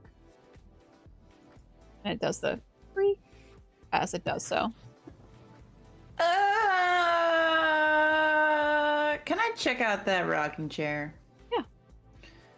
I would like to like kind of feel around it, like so. See if there's any like hidden strings. Yeah. You do so. You're kind of like waving your hands around it. Karate chopping a little bit. Yeah. No strings, you don't think, at least. If you're doing a pretty thorough karate chopping all around the perimeter of it. No strings. All right. I see you, rocking chair. I see what you're all about. Okay. Aglaia is standing with her hands over her eyes. She does not want to look at that doll. She hates it. She just It's one of those ones where it seems like the eyes are following you as well. I don't enjoy that. Oh, and she'll like turn around. Do you turn to like face the wall, like away from it? Yeah. I'm gonna say, you're the one that notices this as you kind of turn and you face the wall, and you're like trying not to think, like look at the doll that's creepily sitting in the corner. You do see one of the bricks is sort of loose in front of you. Oh. Okay. I'm gonna look at something. And I'll like kneel down and kind of take the brick out. It takes a little pressure to get it out, but when it does, you see that there's like a little tiny, not like a full-size book, but definitely like a book that someone might have kept in their pocket, like a little pad, kind of like worn leather. Oh, I'll open it up. It's a little hard to read. The script is very fine. There are some dates that you note in the corner. It seems to be from like the 1950s. And it details this person's days. It talks about how their family didn't want to deal with them and sent them away here. There is more details, and this is like these earlier entries that you're sort of skimming through. This seems to be a person of pretty substantial intelligence. Like they're very clearly like putting down how they're feeling. They have pretty good emotional intelligence. They're talking about feeling abandoned by their family and a little bit lonely, but they're trying to make do here. They talk about how some of the other residents are quite nice. And the entries start to get shorter, and it details a couple of months in is when you note the entries start to get shorter, and the writing seems to get cruder from the elegant script in previous entries. And then months later, there's sort of this insistence that they want to leave. Some pages, you note, are water stained, perhaps with tears, and there's others that seem to be stained with a darker liquid. It seems to have turned brown with time. And the last entry that you see is just the word help, scribbled again and again and again across 2 pages, like the person had taken the tip of the pencil and was digging it into the page. A guy is gonna kind of, oh, okay. Sorry, if I offended you by dropping it, she's talking to the air. So she picks it up and she goes, I think somebody was here that was upset and sad. And I will hand it to Nick. He like takes it and then just like puts it under his arm to. I'm gonna take it from Nick. What? Lori's got her backpack Physical ready media. I know. and open. And He like finally zones. What? I found a weird, creepy notebook. Does Stick it have like around stats in it? No, there's no stats in it. Just give me the notebook. Give out the notebook. Give me the notebook. I'll put Why'd it you in hand here. don't think it's got a weird brown stain. I don't think we should put it in with your aunts. They're in a glass He's enclosure. already They're put it fine. in. He's already put it in her backpack. I put it in her backpack. Can I have my game back? Nick, I really think that maybe you consider being in the present, considering that you've got something dangling, something that I've got that you want. Yeah, we already did karate, so you actually owe it I've to me. agreed to myself to change the terms of our agreement. Then I'll change the terms and I'll go home. Oh, okay. And then what are you gonna tell Kitty? I don't have to explain myself. Nick, you very much know that if you come back home without Lori and you leave Lori anywhere, your parents are going to just take your computer away from you. And they have threatened that before because you have asked them, hey, Mom and Dad, what would happen if I just left Lori? somewhere. I mean, she's with good company. He's just like, fine. Then, we're already here. Didn't we kind of do what we're here? We can go now. Like, we've done everything, basically. We've done everything. You've done nothing. I just play with the doll. notebook in the bag. Yeah, go play with the doll. I'll touch the doll. Oh, Okay, no. Touch the doll. Touch I'm the We gonna- all doll. I'm touched gonna- something. I'm gonna hide behind Dayton and just don't touch the doll. Touch the please doll. don't He's touch going the to go doll. grab the doll, Don't grab it by the head. Please and then be he respectful. just kind of like grabs the little You know, arms and hold is the like, pipe. I want as you do that, Nick, you hear a very distorted voice go, "Ma." he'll try and replicate that voice, and get closer to everybody You and piss it just off. It's pretty horrifying. The lids are kind of going in like opposite directions as he is tilting it. You do note that a lot of it's cracked. There's muck all over this doll. It is naked as well, which is also even more off-putting. It's missing a foot that seems to have been chewed off. Yeah, it's a very creepy thing to have shoved into your face. Ma. Dayton is going to fend him off with the metal pole. She is very actively No, like. no. Oh, All right, put it in the backpack. We're taking the doll. No, fine. I'll stop. Put it in the backpack. No, mine. Oh, okay. Well, fuck you then, I guess. can you put it back? It seems mad. Fine. He'll pretend to like go put it back, and he just has it behind his back. You guys spend a couple more minutes here. There's nothing really standing out to you besides the creepy doll and the rocking chair that still every once in a while you can just hear it creak back and forth. And it's weird because it's just a singular creak back and forth. What would you like to Okay, do? I'm gonna take the rocking chair and I'm gonna put it on its side so it can no longer creak, but it still remains there. Okay. I feel like Lori's looking for bugs. Oh, there's a lot of bugs. There's spiders. There's little beetles. You might see a cockroach or two. Gross. And every time I see a bug, I say, gross. I think your ants could fight them. You have sort of come to, you think maybe moving on. You note that you kind of peer outside out of the window and you know that it is really dark out now. The sun has completely submerged beyond the horizon. Alright. Does anyone have the time? I feel like Lori's got like a Nokia. Hmm? And she checks it. Checks the time. It is 6:47. 6:47. On the Okay, dot. I have to be home by 9:30.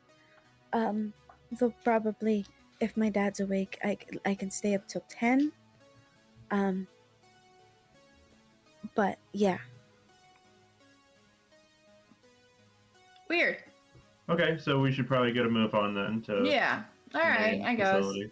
Listen, we came here for a mission. What that mission is, I'm not sure, but we're gonna find out along the way, and I think that we should go ahead and head on to our mission. Give me a second. I'm gonna and then I'll pull out my camera and start taking like the occasional picture. Oh, so you had a camera all along. Yeah, I just didn't want to show it because it's like a really nice camera my dad got me. So I was just like, this is my special camera. Rich kids, am I right? All right. Dayton's like, I don't want to get involved in this class war. Nope. Lori's headed out to she's headed out to her bike. She wants to go to this hospital and she wants to get weird. You guys all file back out of the building and you get onto your bikes. You know that like the pathway, it kind of turns and there's a bend, but you know that once you reach that bend up there, there's only a field between you and the hospital. You'll have to ride through a field with like overgrown grass, but you're not super worried about that. So you begin to ride back down the path, and behind you, you hear the familiar roar of a car engine and the crunch of gravel beneath a steadily approaching vehicle. You can see the outline of a vehicle. The headlights are off, and it creeps up along the path closer to you. But with the headlights off, you're sort of safe under the cover of the darkness beneath the tree-lined path. However, you know that if it continues to approach you, it will see you. What would you all like to do? Is there like any like drop off or ditches that one could yoink themselves into? You know, just ahead of you, there is like a tree line going into part of the woods that sort of encompasses the campus. Okay. I think Lori starts pedaling as hard as her little heart can take her. Okay. Everyone else follow? Yes. Yes. You all begin to pedal. I want you all to make me a flight check. And it's going to be a DC 4. Oh boy.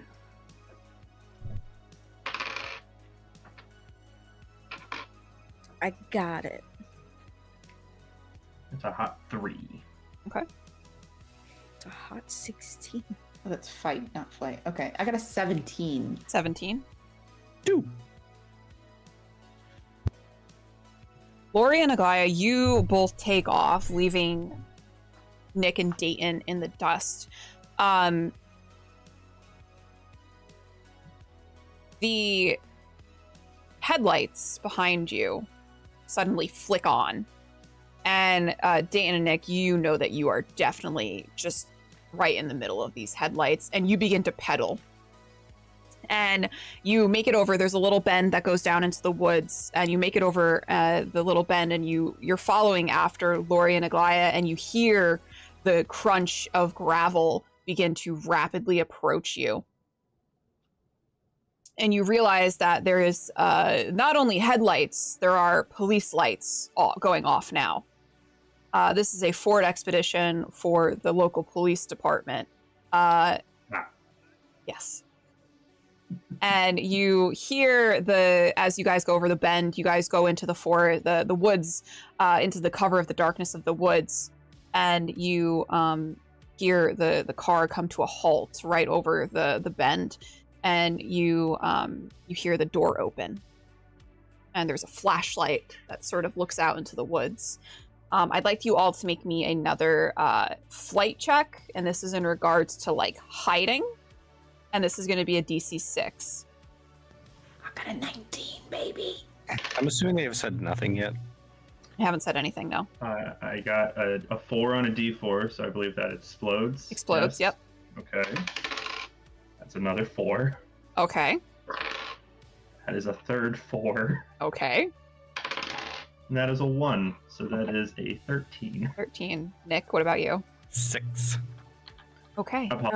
13.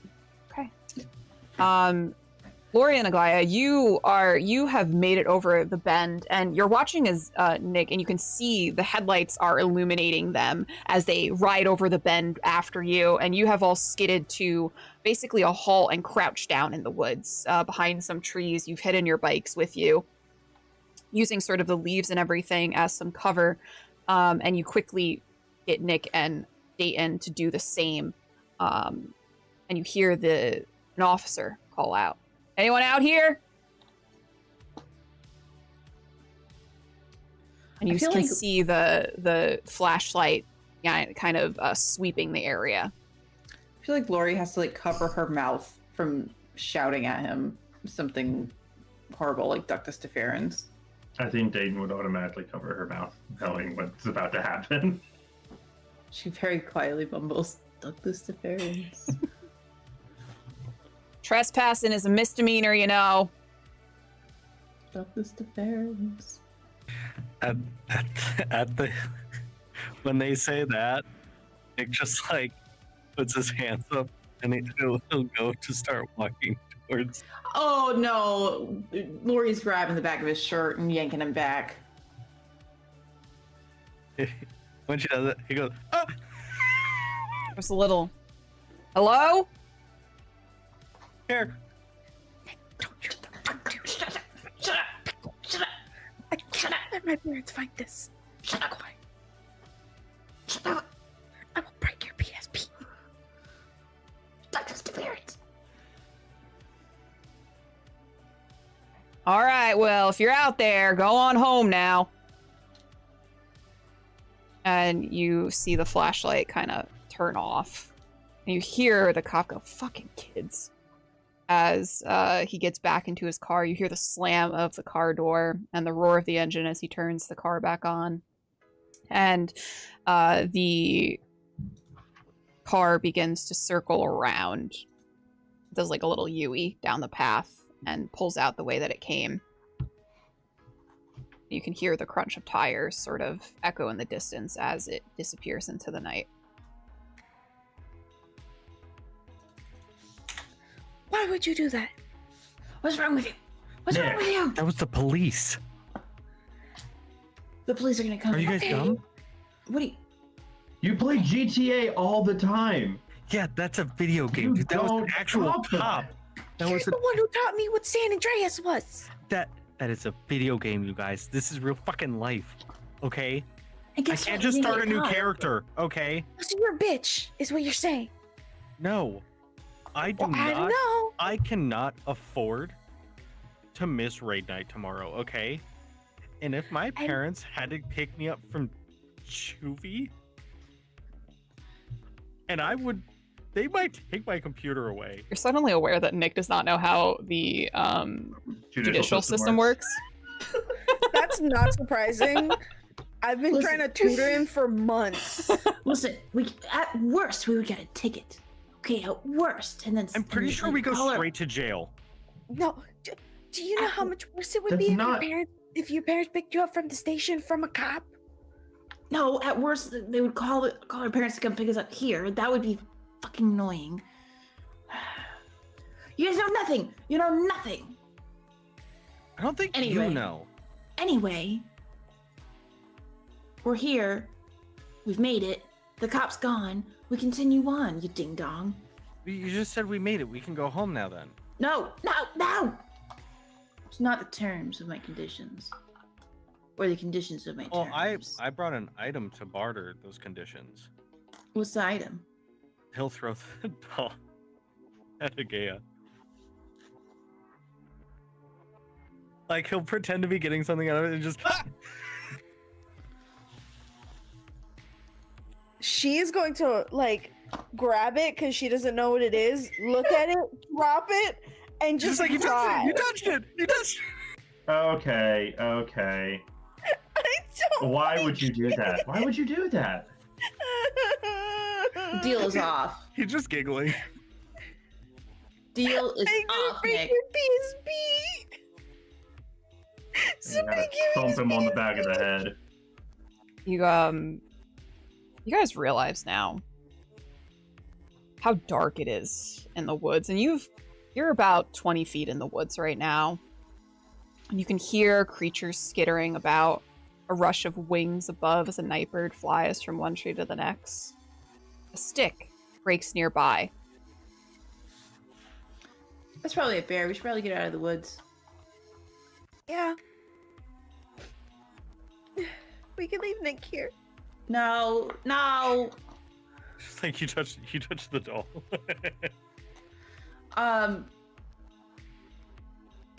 think that Lori would sort of just flick Nick on the back of the ear, and get her bike out from under the cover and continue on. She does not want to be in the woods, and she is convinced herself now in these 3 seconds that there is a bear behind her. You guys kind of come Then up we'll the watch embankment. Nick. Okay. Sorry. Oh, go ahead. Then we'll watch Nick and make sure he does not pick back up the doll Okay. and that it stays resting here because I know he's going to. Nick, Get you your go bike. to pick up the doll. No. I see Dayton looking at me, and he does go like, he takes like a step closer to it. No. He's like, and then he still takes one more step. I take a step towards you. I'm like, come on, man, that was, you know, that was fucking hilarious. No, it was not. She totally held it. As he's like getting onto his bike. Go. Give me my PSP back. I don't have it. I know. I don't know what that is. The terms are off, Nick.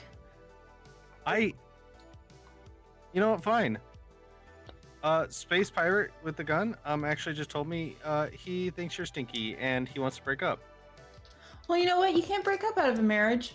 So that paperwork is lengthy. I will draw this divorce out. He is ugly now. Nope, he still looks like Tom Hanks. He is Tom Hanks from some other movie. So he's not Yeah. ugly. Eh, You obviously don't know what you're talking about there, Nick. And who defeated the Space Ninjas? It was me. It was me. It was me. I defeated them. Mr. Harrison saw. We made a deal. You can't just change it all the time like you always do, okay? Okay, well, you know what? Maybe don't be a dick, Nick. Then- Nick the dick. Just gimme. Just gimme. I mean, it does rhyme. I mean, At least give me Okay. one. I'll Those give you are the one. I'll give you one of the daytime pills. If Yes. No, You you know. promise? We already did ninjas. you promise to be What's nice to a daytime client. pill? I'm gonna Okay. lean over to Lie. I'm like, I think this is a drug deal. He's like, fine, I will be nice to her. Oh. And he hands out his. She gives him one daytime pill from her pill organizer. When you see the pill Okay. organizer, there's a lot of drugs in that pill organizer. Some of them are They are- vitamins. Some of them are vitamins. They're all prescribed. Flintstone vitamin. 2 are horse pills. He then puts it into like his own pill container, and then stashes that. You're not supposed to trade medication like that. I have so many questions, and I don't think I'm gonna get any answers. So I'm just gonna go. I'm just gonna start Sometimes going I out of make the deals woods. with Nick to give him some of my daytime medication for karate time. Yeah, it helps me play video games better. I adjust something in my pocket, in my bag. Anyway, Nick's like, wait. Do you have daytime pills that makes me better at video games? I don't know what you're talking about. If you do, I will undo. I will control Z my throwing that doll at you. so how that works, Oh, my Nick? trauma! You're gonna undo my trauma. Thank Yeah. you. Yeah. I guess my question would be how. My mom made brownies. Really don't feel like that was an answer to that question, but you know what? Wait, hold on. Lori takes this. She takes this moment and she hears Nick's words and she picks up the doll and like holds it to Aglaia and goes and like reverse motions everything that Nick just did. She fully turns around and just like face to like nothingness. That didn't help. That didn't help. That, No, it that worked. was It not totally me. worked. That was not it me. worked. It worked. It worked. You can't tell me it didn't work. It worked. You're all better now. It didn't I've cured you. You're welcome. And then It's Nick not a- looks at I you mean, and you he's like, can't tell her it didn't work. And then, ooh, Lori's. Can I gonna- snatch? Oh, sorry. I was gonna say can I- Lori. Go ahead. Go for it. Lori, Jesus. I wanted to snatch. You Jay? can't tell me to go for it and then talk when I Jay, say talk. Yes, I was just gonna snatch the card from Nick's bike and take it with me. Okay. I don't want him to have it. Lori's gonna Lori. run out just kick the baby doll into the Okay. woods as hard as she can. Here, mama. Ooh. That's what you hear. Thank you for that. You're welcome. Excellent NPC work from myriad_x. Baby dolls and skeletons. It's my niche. Alright. You guys are back up on the embankment onto the path. No cop in sight. And you begin to pedal, and you spot a hospital. It's closer now. The moonlight above bathes the building with an eerie glow. You can see broken out windows and the overgrowth of grass and vines. And there's sort of a sense of dread just staring at the building. And there's also a sense of curiosity that draws you closer. You pass through the field, the grass sort of biting at your ankles as you pedal through, and you come to the front of the building. And there are two front doors. That are accessible by two ramps that lead up on either side. So there's a ramp on either side that leads up to one of the main doors, and they're both boarded up. You can try to go around the back of the building to see if there's a clearer entrance, or you can maybe try to pry one of the boards off of one of the doors. I want to kind of look for a clearer entrance. Okay. You pedal around the back. Excuse me. And roll me be like an investigation check. Maybe brains? Yeah, we'll do a brains check. Okay. We're gonna do DC 4. Easy.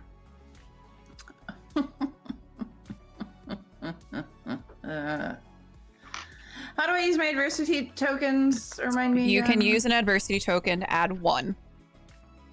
Or you can use multiple to add more. I'm gonna use 2 for a 4. Okay.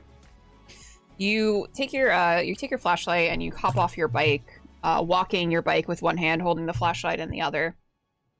And you're kind of peering around, and you spot what probably looks like an emergency exit, though it seems to have been propped open. Clearly, maybe it is someone who had been here previously decided that they were going to make access to the building a little easier for themselves on their next go around. There's like a loose brick that is just propping it open. Okay. Lori will scooch back around to the rest of the group and say, I got our way in. Don't worry. I'm resourceful. Nice. Nice. And she'll lead them back around towards that emergency There's exit. some stairs leading up. You guys are likely going to have to leave your bikes out here unless you want to just haul them up the stairs, but might not be practical. Is there a spot where we could stash our bikes? Yeah, so there's when you went around the building, so there's the stairway that leads up to the emergency exit, and then off to the side there's like this bush that is created almost like a little alcove where the branches have sort of grown around and gone up the building. So there is like a little shadowy area that you can kind of stash your bikes into. Okay. Yeah, I think that's what Lori will do. She'll stash her bike. Okay. And then open the door and wait for everybody to file in. Is everyone else stashing their bikes? Yeah. Yeah, and then he'll switch out the card. You mean replace the card? Yeah, you go to switch out the card and you realize that your dark magician is gone. Who took my dark magician? Maybe it was the doll, and I just walk in. Fall after Dean. It's like first my PSP, now my fucking dark magician.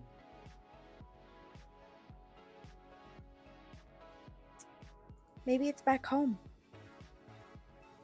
He sighs and then he pulls out of the very, it takes him a minute.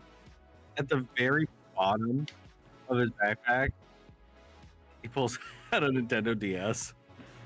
Jesus Christ. You all make your way up into the building.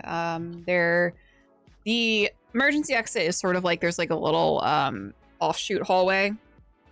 You can see that it leads into what you probably consider the main lobby. You can see sort of what maybe would be a reception desk. A lot of the furniture seems to have been overturned here. There's still some paperwork strewn about through though there's rainwater that seems to have gotten in from the cracks in the ceiling. So a lot of it seems to be unreadable. But yeah, you go in to the main lobby, and what would you like to do? There is a single hallway that leads, you think, probably to the rest of the building, behind the reception desk. I think I look for like a map. Like to Okay. see if there's any like wall maps or anything like that. Roll me a brains check then.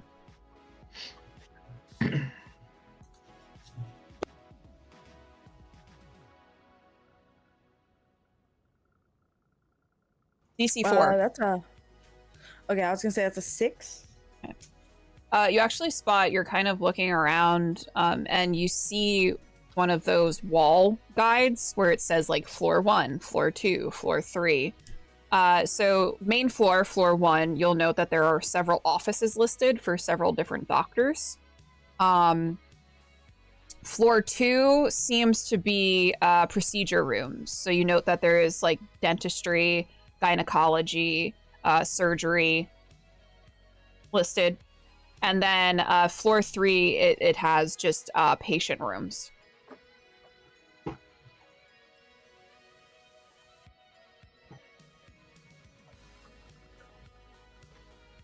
I will kind of guide everyone to the first floor is just offices, and then the second floor is procedure rooms, and then the third floor is patient rooms. So what do we want to find? Also, if you guys want to, if everyone wants to roll me like a brains check, we're going to do a DC 4.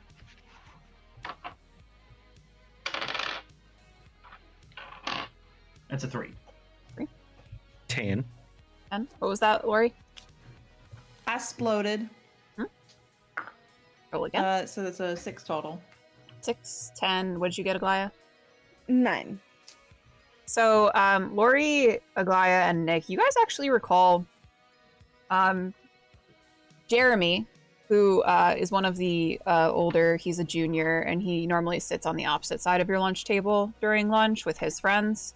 And you remember that when he was talking about exploring this building, he was mentioning that there was a morgue that had some really cool body coolers that you could like totally lay in.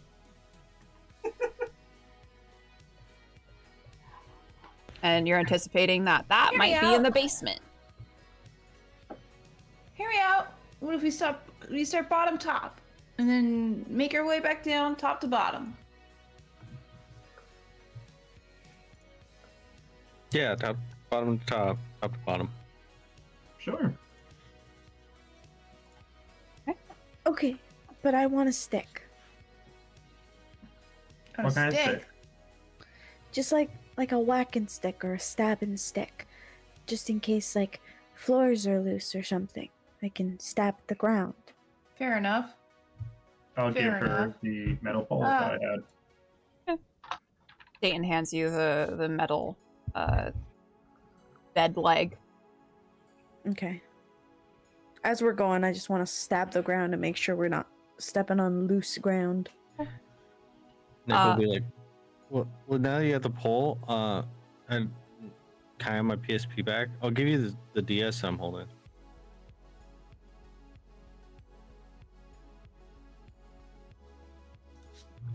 That was a no. I'm sorry. Say that one more time. I had to let a cat out. It was not to you. You don't have my PSP. Oh, sorry. She just I guess it would probably be in someone's basket if they have a basket on their bike. Might be in there. It's like, well, Or maybe it got thrown at me with the baby doll.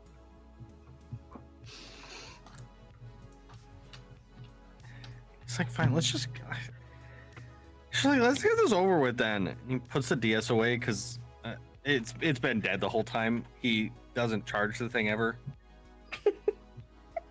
It had 1%. Exactly. He got like the save loaded and then it just died, and he's like, shit, I forgot. That's why it's at the bottom of the bag. So you guys head down the hallway, and you note that there is a doorway that's clearly labeled stairwell. Further out, you do see another hallway that seems to split into two. You can see what looks like the door to some sort of office, but would you like to go to the stairwell to go to the basement, or? I'm voting basement. That's what Lori wants to do. Nick's just already like going down to the basement. I tend not to fight with Lori unless I have a reason to, as I know what happens if we disturb her routine, and I don't feel like dealing with any yelling. As you guys head down the stairwell, it is musty. There is very much a smell of mold. You're fairly certain that this building is probably also riddled with asbestos as well. Don't worry about that. You make your way down into the basement. There is a long hallway. You try a couple of the doors, and they seem to be almost like barred from the other side. And you continue down the hallway, and there is a clear sign on the hall, on the wall that says org.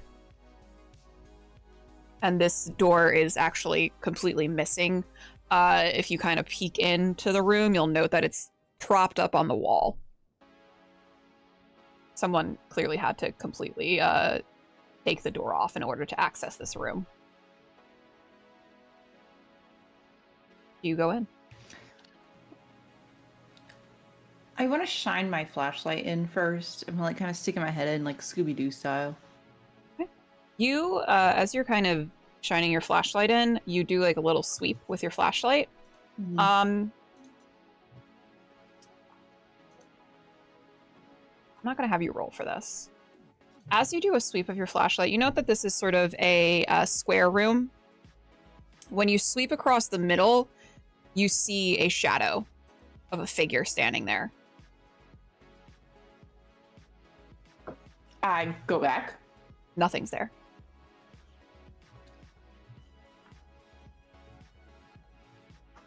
You know what? I'm just going to keep some of my thoughts to myself.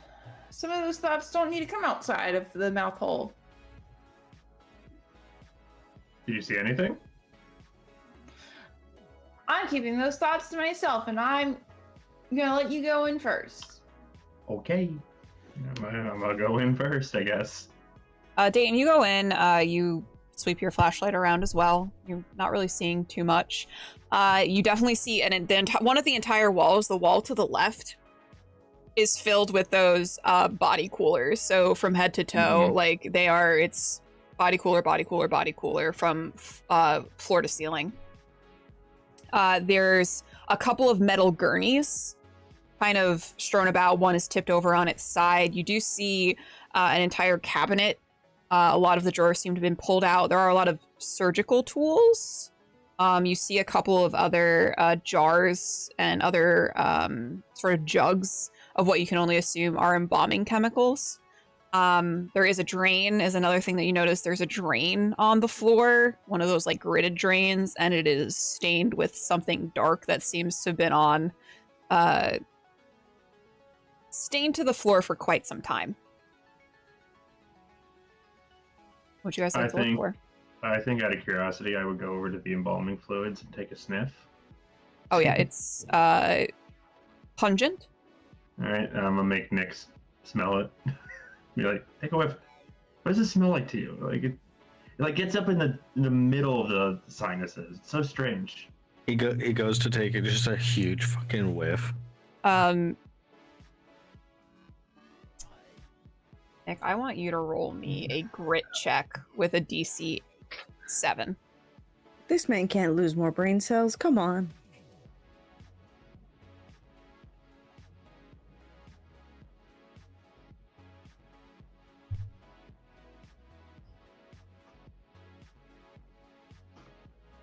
About to have a whole other aroma permeating through this area. Piss? Vomit. Ew. One sec, let me see how.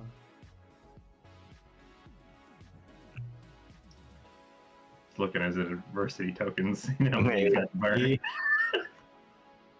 Oh yeah, you said the DC was 7. Yeah. I'm gonna use 3 adversity tokens, and I got 7.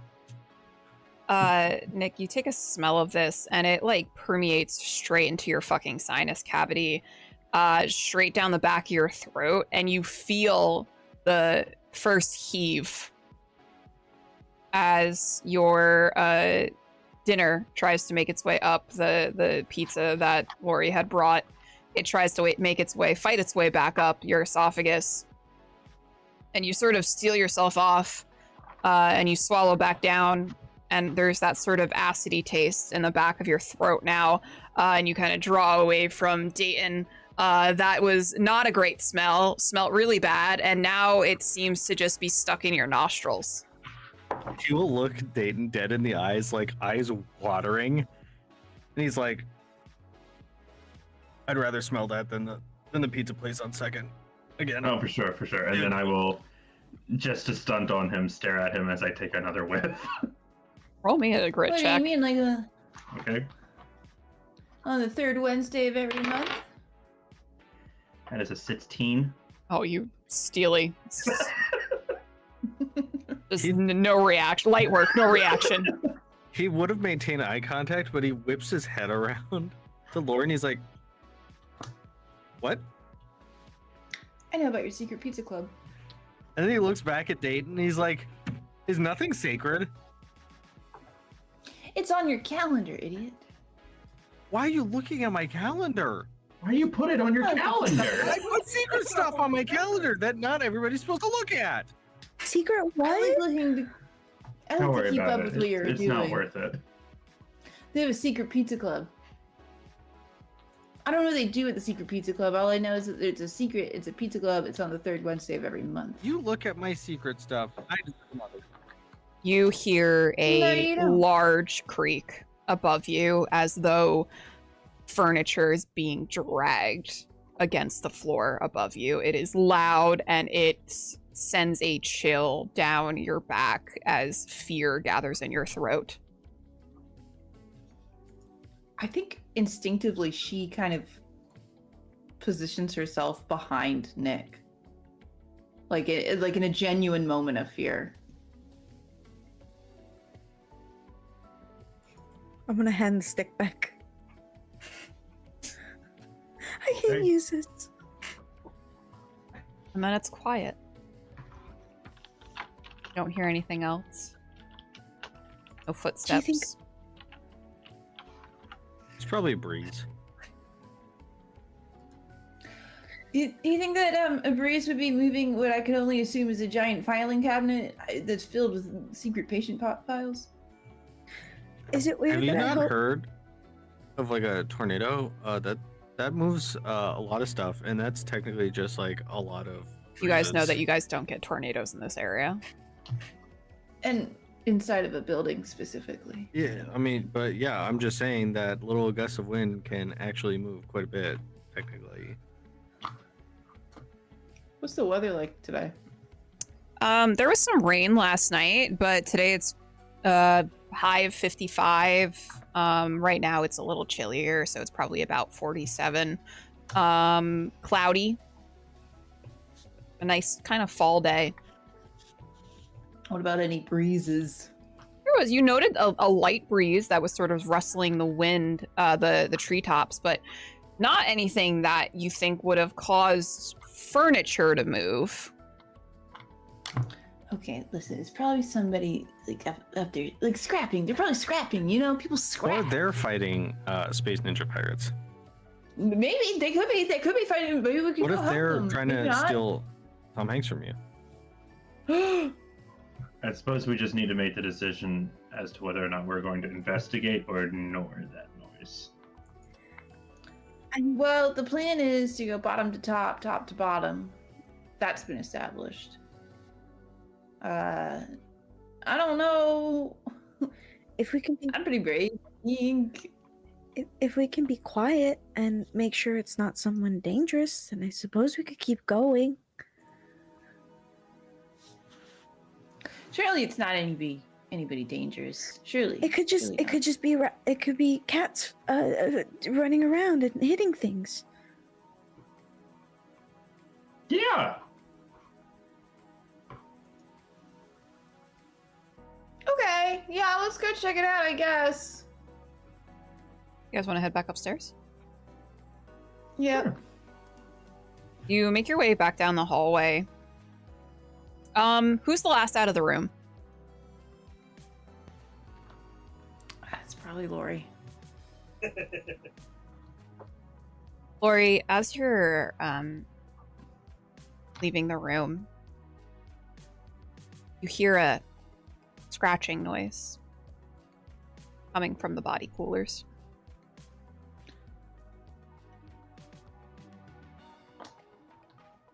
I think she grabs Nick to get his attention. Okay, like all jokes aside,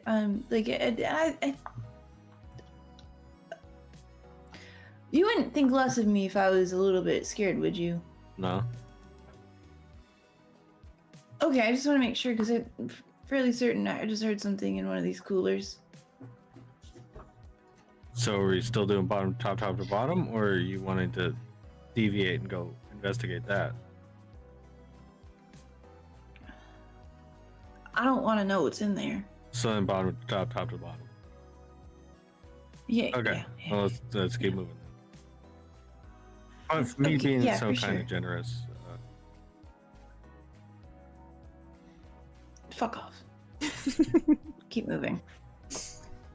You guys catch up with Dayton and Aglaya, heading back up the stairs. Now, do you stop off at the main floor? Or do you go up to the second floor?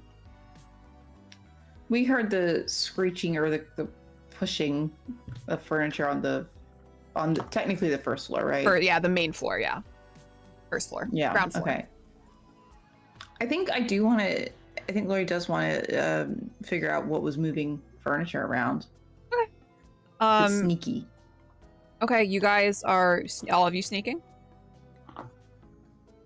You guys creep up it's a little hard in a building this old to not make a whole lot of noise. There is a little bit of creaking as you guys make your way up the stairs, and you peek around the corner to the main lobby area, and you note something odd. The desk that you had assumed was the sort of reception desk is not there anymore. Oh. Okay. Maybe somebody came in and stole it? Maybe it's on break. I would like to check the door that we came in from. Okay. Yeah, you check the door. It's still ajar. As long as you had Okay. left it ajar, it's the exact same way that you had left it. Yep. Okay. I just want to make sure. Just checking. And the Okay. Well, two doors, the main doors, those are still boarded up. Okay.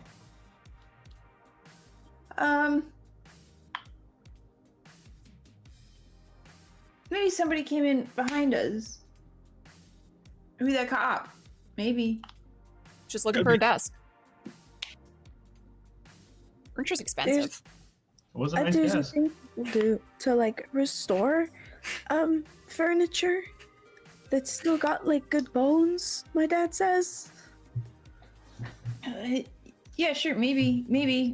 I don't know. That sounds pretty far fetched. In the middle of the night. You know, well, I guess it's not really the middle of the night, but you know what I mean. Let's just keep moving. We're tough. We're strong. Karate. I mean, there's also the one guy sits at the other lunch table. Was talking about this area. Jeremy. Yeah, him. I mean, he comes here. Maybe he wanted to do something with it. You never know. There's a lot of people. Maybe he had a quest for it, and he's getting experience that we missed out on. And Nick just like looks distraught. All right, well, let's find a quest. Quest is No, our quest is bottom to top to bottom. Okay, let's do a quest. All right, Get Lori, a lot of come XP on, out of this. we will. Go ahead. Okay. I think focus. we'll level up. Just saying. You might be right. You guys keep head moving. back to the stairwell and you go up to the second. Oh no, you're in the main floor. You Mhm. move past the stairwell actually, and you note that there are a bunch of offices. Pretty much the entire hallway is just lined with varying offices. Some have nameplates on them, some don't. Some look like they were probably used for storage, while others have a desk, a chair, filing cabinets, and all of that. Are the nameplates removable? Yeah. I think I would take one and give it to Adlaya. And be like, hold this up in case something comes at you. Okay. You probably Alright, with that enough force, sounds you probably cool. could stab someone with it. Or block something, hopefully. Whatever. Each their That own. could be done. One office seems to call out to you in specific, Lori, as you're sort of walking around. You see a bunch of jarred specimens packed neatly onto a shelf in one of the offices. Would you like to go and take a look? There seems to be Oh, one baby. pretty large jar seems to hold you could only assume is intestines. There's also some other varying organs that you're sort of unable to identify just because of probably the age and the fact that they probably weren't preserved really correctly. But yeah, you have some jarred specimens. In this particular office, it looks like there's a bunch of patient files that seem to have been ransacked. I would like to look through some of the patient files, actually. Roll me. We're gonna see how much you actually get. So we're gonna do it's gonna be like a tier check. So roll me a brains. Ooh. 2. You're kind of walking through, and you're flipping through the patient files, and a lot of them are sort of about detailing vaccines and the effects of vaccines, in particular the polio vaccine, which seems to have been tested here. So it kind of notes that there was no really adverse side effects for the first boy that they tested, and then they then administered it to a dozen more with no effects. And it kind of lists the period of time that they were monitoring. I put it back in alphabetical order. Very nice. Do you put it back in the filing cabinet? Yeah. You go to close the filing cabinet. You note that it does not close all the way. Can I look in to see what's inside of the filing cabinet to Yeah. preventing it from? It looks like there's a stack of like a packet of papers that's folded up and crinkled now because you had tried to close Can it. I pull those out? You kind of reach in, you And pry them out. I don't want to reach in anything. I think that's gonna happen. And then, do those papers look significant to me at all? It seems like these are other files. You want to read them? Yeah, I'll read through. These particular, these are dated for the 1940s, 1930s, 1940s. They talk about experimentation with lobotomies and the effects of lobotomies for the patients that have serious behavioral issues. And there's also a lot of diagrams that sort of follow the step-by-step process of said lobotomies. I feel like to herself, kind of absently, Lori would just kind of flip through and say, "That's brutal." What is? She'll show it to Dayton and to Nick. You guys see what Lori is looking at. It's a pretty detailed description of how to do a lobotomy on someone. And then it kind of, there's some other pieces that talk about the changes that the doctors noticed in the patient after the lobotomy. It talks about how docile they had become after experiencing fits of rage and tantruming for years. Science has come a long way. Pretty gnarly, pretty brutal. And I think she'll just leave them on top of the filing cabinet and shut the filing cabinet all the way. What do you guys like to do? And carry Okay. on. I mean, was this the only office that you really wanted to go into, Laurie? Oh, when you give me a hallway full of offices, I could be here all night. For sure. But we have a quest. That we Do we do. each want to tackle an office really quick and then next floor? Or It's up to you guys. I'm pretty sure you're the one who has your routine that we have to stick to. Okay. You're right.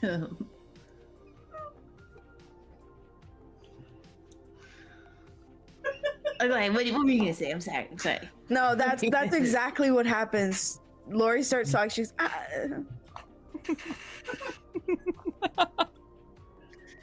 Alright. Who is the first one out of the room? It's Lori. She just never want to. No! You already I said. No, take backsies. Alright, I'm the first one out of the room. Fucking. Is this because you had been the last one out of the room and then you heard something weird, so you're like, I'm gonna be the first one now? Probably just trying to herd them out. So this particular office is situated on the left-hand side of the hall. It's the second to last one. So when you come out, you, for whatever reason, you look straight to your right to where there's a window, and standing not in front of the window but outside of the window is something staring back at you, a person, gaunt, blank eyes, like their skin is just stretched over their musculature, which is lean, and it looks like they're dressed in some sort of hospital gown. And it's odd because the main floor, it's not ground floor, it's not on the ground. The main floor is up about 10 feet from the ground. Mhm. You know that because you walked Okay. up the stairs to get to through the door coming in. I would like to perform for you now, Myriad, the sound that Lori makes when she sees this. Okay. Ah, ah, ah. Nick just thinks she's like chanting. When you see her, in all seriousness, you see her very afraid. He's like, oh, what happened? She points to what she was just looking at. There's nothing there. There's nothing There was a person who was looking at me. They were looking at me. There was a person in the hospital gown and very skinny. Remember that time that my mom was on that like weight loss supplement that caused like major like anal leakage? Like very gaunt like that. Poor kitty. Laurie, She doesn't need it. She looks great. It was like that. It was like that face, and then it was there. It was there. I swear to God. I swear to fucking God. It was probably there. It was there. It was there. It was there. I believe you. I believe you. He looks at Dayton and he's I don't like, think you believe me. Listen, you don't have to believe me. I believe you. I know what it's up. And then when I was down in the basement, I didn't tell you guys this. But I mean, I looked in you the told me. corner, and there's a shadowy figure in the corner down in the basement. I didn't say Wait. anything to you guys because I didn't want to scare you guys, even though I'm getting scared. I'm really scared so right then now. do we want to just quickly finish our top to bottom? Yeah, we gotta finish Okay, the quest. you want to like, do we want to just like sprint and get this over with? I don't know if that's a good idea. I don't know. Are you freaking out a little? I'm freaking out a little bit. we don't split up and instead be pairs or just stay together as a group, really. Yeah, I think staying together would probably be the best thing. I mean, if you want, I can I also- take the lead. Would that make you feel better? It doesn't matter if I'm in the first or last or middle. Well, has anything happened to you in the middle? I don't know yet. Probably- I don't probably know That about sounds that. like a no. I've been in the middle the whole time and nothing's happened to me, except for that time that Nick threw a baby at me. Listen, maybe it was just somebody fucking with us, and that's like the baby, okay? And look, I already apologized for that, okay? Remember? Okay, but hear me out. You didn't. We just asked for your PSP back. I had apologized. I had. Okay, Mm, let's just stop talking. Stop talking. There's too many noises. Too many sounds. I'm not doing okay. Oh, did you take your meds? I took my nighttime meds already. I can't take my nighttime meds. No, I again. just want to make sure that you did take them. I didn't take them. This is fear, baby. This is fear. okay. Well, I mean, if you'd like for us to leave, we can leave. We have to finish the You know quest. what? You are. We have to get you're the so XP. right. You're so right. And We valid. level up. And I'm gonna just go. I'm ahead, and you can just follow in whatever order makes you feel better. Okay. Okay. All right. And I Right. guess I'll start heading towards the staircase to go up. You guys go up to the stairwell. It's eerily quiet now, and there's sort of like a tension building as you make your way up the stairs. Your footsteps sort of echo up the stairwell, and you come out to the second floor, where you see just a line of doors, and each one is sort of labeled. You see dentistry 1, dentistry 2. You see surgery 1, surgery 2. And it seems that these are all different types of procedure rooms. Dentist or surgery, I guess. I have a thing about teeth. Okay, I know we said not to split up, but if we're just right here in the same hall. What if you Look, see I'm something gonna else go ahead instead? and nix that. That seems like not a good idea. that actually, she's so scary. All right. Let's go for surgery. Do we feel surgery 1 or 2? Okay. Surgery 2 sounds like Surgery I'm feeling it. two. I'm feeling it. 2 for second floor. All right. You go into surgery 2, and you've not really, Dayton, actually, you probably have the most experience with hospitals, but this is like kind of archaic to the type of hospitals that you've been in. There is a gurney, not a metal gurney like the one that you found back in the morgue. This one actually has like cushion on it, but there is some sort of metal gurney, and then there's also a seat in the middle of the room that has stirrups. There are a lot of surgical utensils that seem to be strewn about. Drawers from the cabinets seem to have been pulled out and emptied. You suspect that a lot of the sort of remnants of whatever was in this room were likely sort of ransacked and taken. A lot of people probably wanted like a souvenir from exploring this place. So over the years, as people have come in and explored, they've taken things. There is a curtain, though, that seems to be pulled around a specific corner of the room. Almost like a little privacy curtain. Mm-hmm. Okay.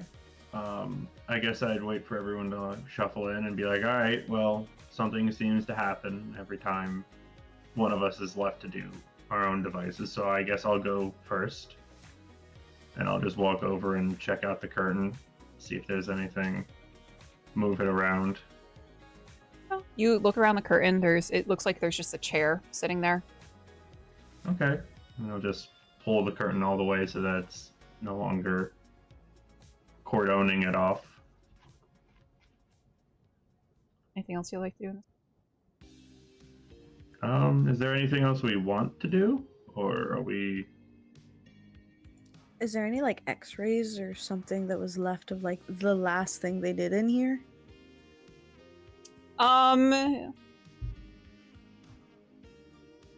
You can, if you want to look around like the cabinet area where like the drawers and stuff are, I'll give you a brain check. I mean, it'll be a DC 6.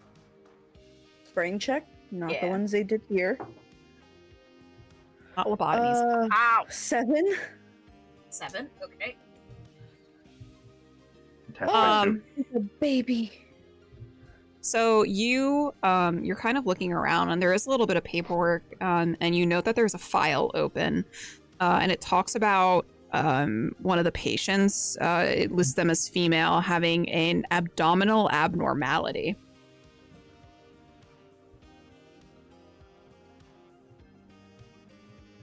Does it describe the abnormality? It says that they did what is not an investigative surgery? Exploratory. Exploratory. Thank you. That exploratory surgery. And it talks about how there was nothing, no conclusive evidence, and that the patient did die during the surgery. They bled out. Oh. It lists the age as 17. Oh.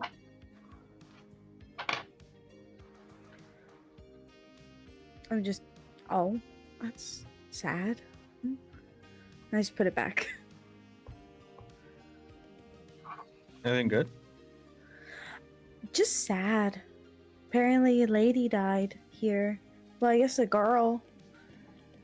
She was 17 and she had like a abdominal abnormality, and they tried to find something, but there was nothing inside. And then I guess she just bled out during the surgery. It's horrible. Can Yeah. Nick go look and see? He just heard abnormality and he's curious.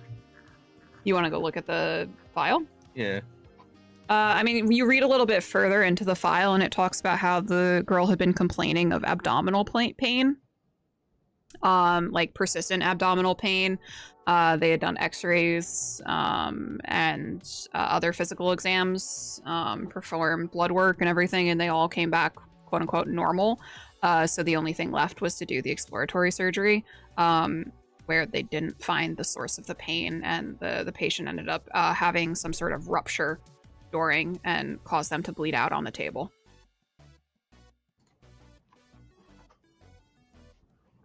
Weird old dude. Yeah. What would you guys like to do? Was there any scalpels? Yeah, there's some scalpels, there's some like sutures and things like that. Nick's gonna go grab 2. Basically. The shuriken was always your better quality anyway. Thank you.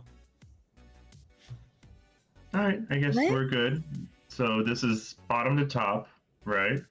Bottom, Is this the top, top floor? No, Do there's you one more wanna- floor. There's one more floor up. Okay. Do So we I want guess to we do got one more to go. dentist too? I'm sorry? Do we want to do dentist too? I would like to look at the dentistry. Sure. Why don't we mix it up? We did surgery 2. Why don't we do dentist 1? Yeah, okay. Yeah, this seems Since we're normal, going up fine, to and the good, third floor. actually. Seems Okay. like a proper way to min-max this. Yeah. Yeah. You guys go into the room labeled dentist 1, dentistry 1. There is very old looking dentist chair. It's like partly reclined back. You do note that there is some sort of lighting mechanism, not unlike the ones that you probably have experienced going to the dentist, where you get that big blaring light in your face. But again, this is old. It's rusted. You note that there are several like the pliers to pull teeth out. You do see that there are like x-rays sort of on where you would view an x-ray, like the light where you would view the x-ray. Although the light obviously doesn't work because this building doesn't have power. And then there are also jars of teeth. Nick will call dibs on the teeth. He's like, I want the teeth. You son How of many a jars bitch. are there? Oh, there's just one actually. Just one jar of teeth. You can split the teeth, I guess. No, I That's call dibs. weird. I call dibs. I guess you cousins can figure it out. I don't know. You could have shared custody of the teeth. Which No, gets I it can- on, like, Trade offer. He Trade gets it offer. on, like, Trade offer. rate. Trade Wait, offer. what's the trade offer? One daytime pill for the jar of teeth. You have to stop giving him those. How many He immediately puts it into his little container of them. Like, okay, how many you can have daytime pills you got left in there? Me or her? Either or. I got enough. What's the score? I I have got enough about a for week. raid nights. I have a week worth. You Okay. really shouldn't give people those. Those are like, I think they're like a brain altering chemical, and you shouldn't give people those. Are you Well, a the chemist? doctor gives me plenty of them. Are you a doctor or a chemist? Yeah. Are you? Because I don't know shit. I don't know what these do. They just make me fucking game better, dude. Yeah, that doesn't mean it's good. So how's MIT? Princeton. How's your classes at Yale, doctor? She files it back and she's like, I really think Kitty should know." Listen, I can 360 no scope so much easier when I just take a couple of these. Okay, A A couple? couple? I can listen. I Oh, crank this was 90 more like a on one a people. day kind of thing, but You should be taking one. you should be If it's taking any. prescribed. Are you guys doctors? So you guys notice, I'm ending this now. You notice, Rock's one falling of over. the, rocks fall, the building collapses, you all die. Sorry guys, there's not gonna be a part 2. The x-ray that is kind of pinned to the exam board it shows the patient with no teeth. Seems kind of. How'd they get the X-ray? Don't you usually like bite down on something? They gummed it. I don't know. Wait, oh. I'm not an Does- X-ray tech. Does the X-ray say anything like on the corners and stuff? Yeah, of, like, it gives the patient's name. patient? Okay. What's the name? Darren Hansen.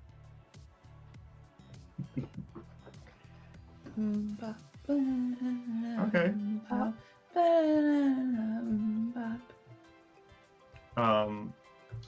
Is that the only X-ray on the wall? Yeah, it's the only that X-ray. It seems to be probably the last one that was performed here. If you want to like look around for anything else, if you look in the drawers and stuff, there might be like files or anything. No, but I will take the X-ray. Okay. Dang it, I was gonna Fucking if you freaks.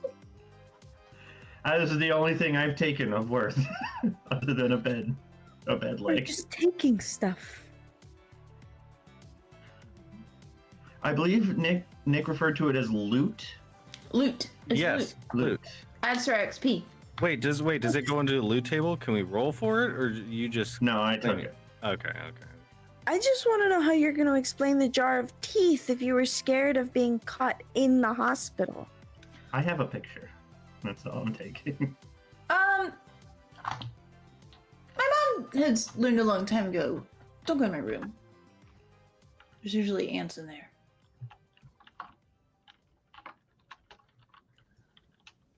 I know I don't have parents, but I thought you guys did. Outside Do the you hear- hallway, you guys hear footsteps. Oh, okay. All right. I ready my scalpels. I'm ready, my ninja hands. I ready my pipe. They're not coming into the room. It just seems like there are footsteps pacing back and forth the hall. All right, we kick the door in. Is the door open? Well, yeah. You guys came in through you're in dentistry 1 right now. Yeah, but we leave that door open though. Did you? Did it open in the room or out into the hallway? Okay, so we would have to open it. We can't kick it. Must really powerful. It would be a hell of a kick. feel pretty powerful right now, to be honest with you. Silly voice inside my head. I was But gonna then say, you would be the first one. I wanted to like pry open the door to see if I see anything. Go ahead. Okay. Okay, you sort of open the door. There's a slight squeak as it opens, and you kind of look. And it's almost like a flicker, like an echo of something. But you see what looks like a figure pacing back and forth down the hallway, and they go in and out. It's like they're not corporeal, they're not quite there. It's like they're flicking in and out of reality, or they're flicking between realities, where 1 second they're visible, the next they're not. And they keep a steady path up and down, up and down. Do I see a like is there like a description, or is it just like a shadow? It's just like a shadow. There's no sort of any sort of features that you can really make out. It just looks like a body, like a long, lanky body. She's like, it's just pacing, so she doesn't like notice me at all. No, it doesn't pay you any mind. It's just back and forth, back and forth. I'm just gonna like stay completely still and then just go, Myriad. And then just like look back at them, and then there's a guy. Like there's a guy out there. You close the door or anything? No. And I kind of like want to keep looking. So do you turn back to look at them and say that? Yeah. When you turn back to peek out, you see an eyeball, a face, right at the crack of the door staring back at you. I full yell and like scooch back. When you scooch back, the door slams shut in front of you. And you note that the footsteps have stopped. You okay? There was like a guy, and he was pacing back and I don't know if it was a guy. It was like a shadow, and he was pacing back and forth, and then I turned back to look at you, and then I turned, and then he was like right here. Yeah. Okay. I'll take a deep breath. Hyperventilating. Yeah. Maybe she needs an inhaler. Have an inhaler. Dig in, grab the inhaler. Get it out of my backpack. Here you go. Shake it a couple times. Oh, beforehand. now taking other people's meds is fine? Huh? Now it's okay? Huh? You got a prescription for that? Is that one yours? Got your name on it? Yeah. And put it back in my backpack. And then he's like, good one. That's a good one.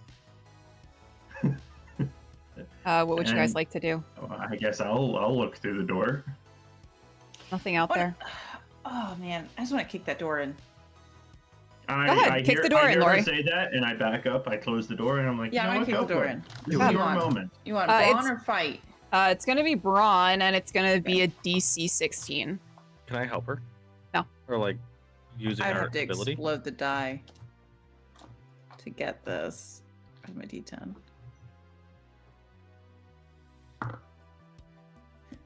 It's an 8.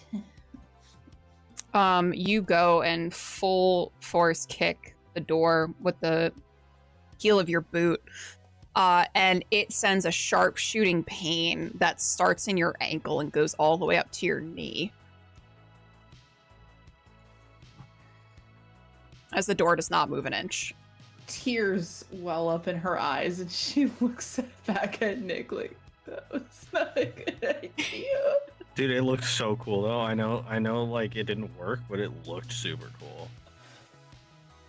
Okay. I think Dayton kind of panics when somebody is crying, because that usually means he's got to fix something. And it'll be like, hey, it's okay. It's okay. He reaches into his backpack and pulls out a little thing of granola and be like, here you go. This is for either you or the ants. I'm fine. You go to like step down. It's not broken. Nothing's broken. You know that. I assume that Lori has broken a limb before. You know that nothing is broken. However, it definitely hurts a little bit. You go to put a little pressure. You're like, ooh, that's a little tender. Ow, I shouldn't have done that. That was a bad idea.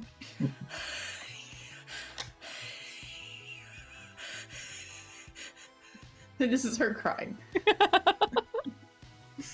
fine.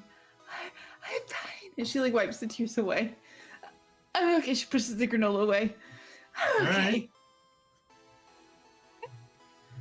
Let's just go out. Let's just go out there. Let's just go out there. Let's Go out there. 1, 2, 3, go. And she opens it. She flings the door open, and then she shoves Nick. Nick, you get shoved into the hallway. It is quiet. Dark, but quiet.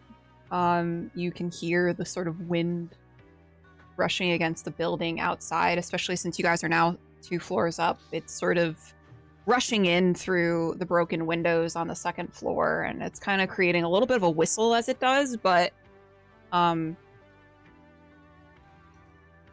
spooky going on. Let's look out there. He'll have ran and like, is there like a room across the hall? Yeah, there's like a little storage area. Is there one that's like closer to the stairs across the hall? No, I would say so. The stairs are across the hall from the dentistry, and then there's like it's the hallway that goes where the stairwell is, and then there's like a storage area in that hallway. He'll have ran into the storage room. Why? What are you doing in there? I don't know. I got shoved out into the hallway, and I don't want to be in the hallway. Okay. Do you close the door? No. You go into the storage room, and there's boxes and stuff piled up. And what are you doing in there? Are you kind of staring out into the hallway? No, he's just like, yeah. He's like, I got shoved, and then I ran to where it seemed safe, and then he's just like standing in the doorway, just like looking at the hallway. You guys will note this as you're staring out at Nick. You see hands come out of the darkness behind him as though they're going to grab him. Nope. And I will shine my flashlight towards them, seeing if the hands. It kind of like it's almost like it was just like a flicker, like a trick of the light, trick of the darkness. All right, come on. You know what we said. No splitting up. Up. You're I muted. did no such thing. You're muted. You're muted. He's just like, you shoved me out, and then shine a flashlight in my eyes. I did no such thing. I did not push you. I did. You must have been a I ghost. did do the flashlight. You are muted again. You muted. He looks dead right at Lori, and he's like, you pushed me. I would never do that to you. I want the jar of teeth back. No. You shoved me in the hallway. I thought that you would protect me. You're my cousin. You're my older cousin. Okay, All I'll right, remember that. come I'll on, remember that. Athlaya, come on. Let's head towards the stairs. I'm gonna whisper to Dayton, are we not gonna talk about the hands? I don't think now is the best time to do so. Okay. I definitely have to tell their family about the pills, right? Yeah, at least the teeth. And maybe they'll figure it out from the teeth. I don't know. Okay. All right, come You guys on. head up towards the stairwell to the final floor, the 3rd floor. Yep. And you're feeling the fear sort of creep up your spine with each additional weird encounter that you have. And you go up to the 3rd floor, and this is what you think is just like the inpatient rooms. Each side is lined with the rooms, and they're sort of labeled 301, 302, 303, 304. All of the doors are open. And As you look towards the end of the hall, the furthest part of the hall, you see the reception desk sitting at the end. The one that's missing from the main floor? Yep. Yeah, well, found it. I don't know how that got up here. It was probably other kids from our school just fucking around, moving tables up and down. Like, I mean, we're here doing weird shit. Your flashlights flicker Is that weird? at the kids same doing time, Weird shit. Is that? and you guys Okay, are so left in darkness. And then they flick back on a second later. And you see another shadowy figure standing at the end of the hall behind the desk. I scream. As you scream, all of the doors in the hallway slam shut, I scream again. one after another, continuous down the hallway. It's probably. I scream every time a door closes. Are you guys staying up here? Nope. No. Bye. That's Bye. right. I'm running down. Skedaddle. We did top to bottom. Bottom to Yeah. top. Yeah. Quest complete. Or Quest quest complete. 50% complete. Have to quest. You make your way back downstairs, back towards the lobby. Your hearts are pounding in your throat. You're breathing loud in your ears. And there's frantic panic building up as you all scramble to remember which way back to the lobby. And then there's relief when you see the hall ahead of you leading out to the main entrance and to the fire exit that you had used. So intent on making your way back to the entrance, you're halfway through the lobby when you notice something. The moonlight that had been streaming through the broken windows that line the walls is no longer present. Gentle breeze that had been echoing through the building has died down to silence. It's a startling realization. Every window, every doorway leaning outside are now nothing but solid brick walls, as though they had never been there. You are trapped. That's where we're going to leave the episode. Good. Great. Oh, I thought you meant the building. That'd be nice. Good. No, you're stuck in the building now. Good. Congratulations. I love that. Huge for us. Some might say we're confined. You're confined. Oh my god. Let's go around the table for everyone to tell us what you got going on. Who you are, what's going on. We're going to start with Bones. Hey, that's me. I'm LittleBones309. I'm an indie gamer. That's what I do over here on Twitch is I play indie games. And all throughout the month of October, you can catch my fundraiser that I'm doing, my charity stream. I'm doing a charity stream for every stream through all of October, culminating to a 12-hour donathon that supports and benefits Billy the Kitten Cat Rescue. Billy the Kitten Cat Rescue TNRs and rescues cats in the area that I'm in, so it's local to me. For anybody who doesn't know, black cats are especially at danger and at risk during the month of October. So if you come on my stream, maybe consider giving a couple dollars. Maybe. Yeah. It's very nice. It's a minimum of $1. Just one. Single dollar. What's $1? We got a goal of $2,500. We're sitting at almost 400, which is a great start into the month. And then this weekend, Friday, I've got VTM over on Folk and Myth with Myriad and Creep. And Saturday, we've got... I don't want to talk about it. Never mind. I hate you, actually.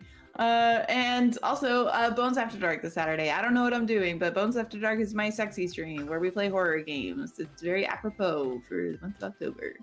And then some other things going on this coming week. It's very exciting. Wahoo! Wahoo! Ad? Anything you got going on? Nope, I'm mad or ADD and proud. I'm just a guy. Joel? It's Joel. Or Nick. Who likes World of Warcraft. And his PSP copy of Superbad. That got taken from him. Along with his Yu-Gi-Oh card. And they won't give it back to him. Jay? Hi, I'm Jay. I'm at the Yellow Cubes on all social media, and I am playing Aklaya, or Laya, which is the easier thing to say. she's scared. She knows what's going on. She's gonna calm down in a second, and become her dad. It's okay. He's Russian. We'll be fine. It's Russian. He's Russian. We'll be fine. We're very orthodox. You know, I'm not giving the PSP back until we get out of here. Because I know he'll just get distracted. He'll get distracted. Now is not the time. Now is not the time to be distracted. As for the Yu-Gi-Oh card, when he gets back the Adderall. So, you know.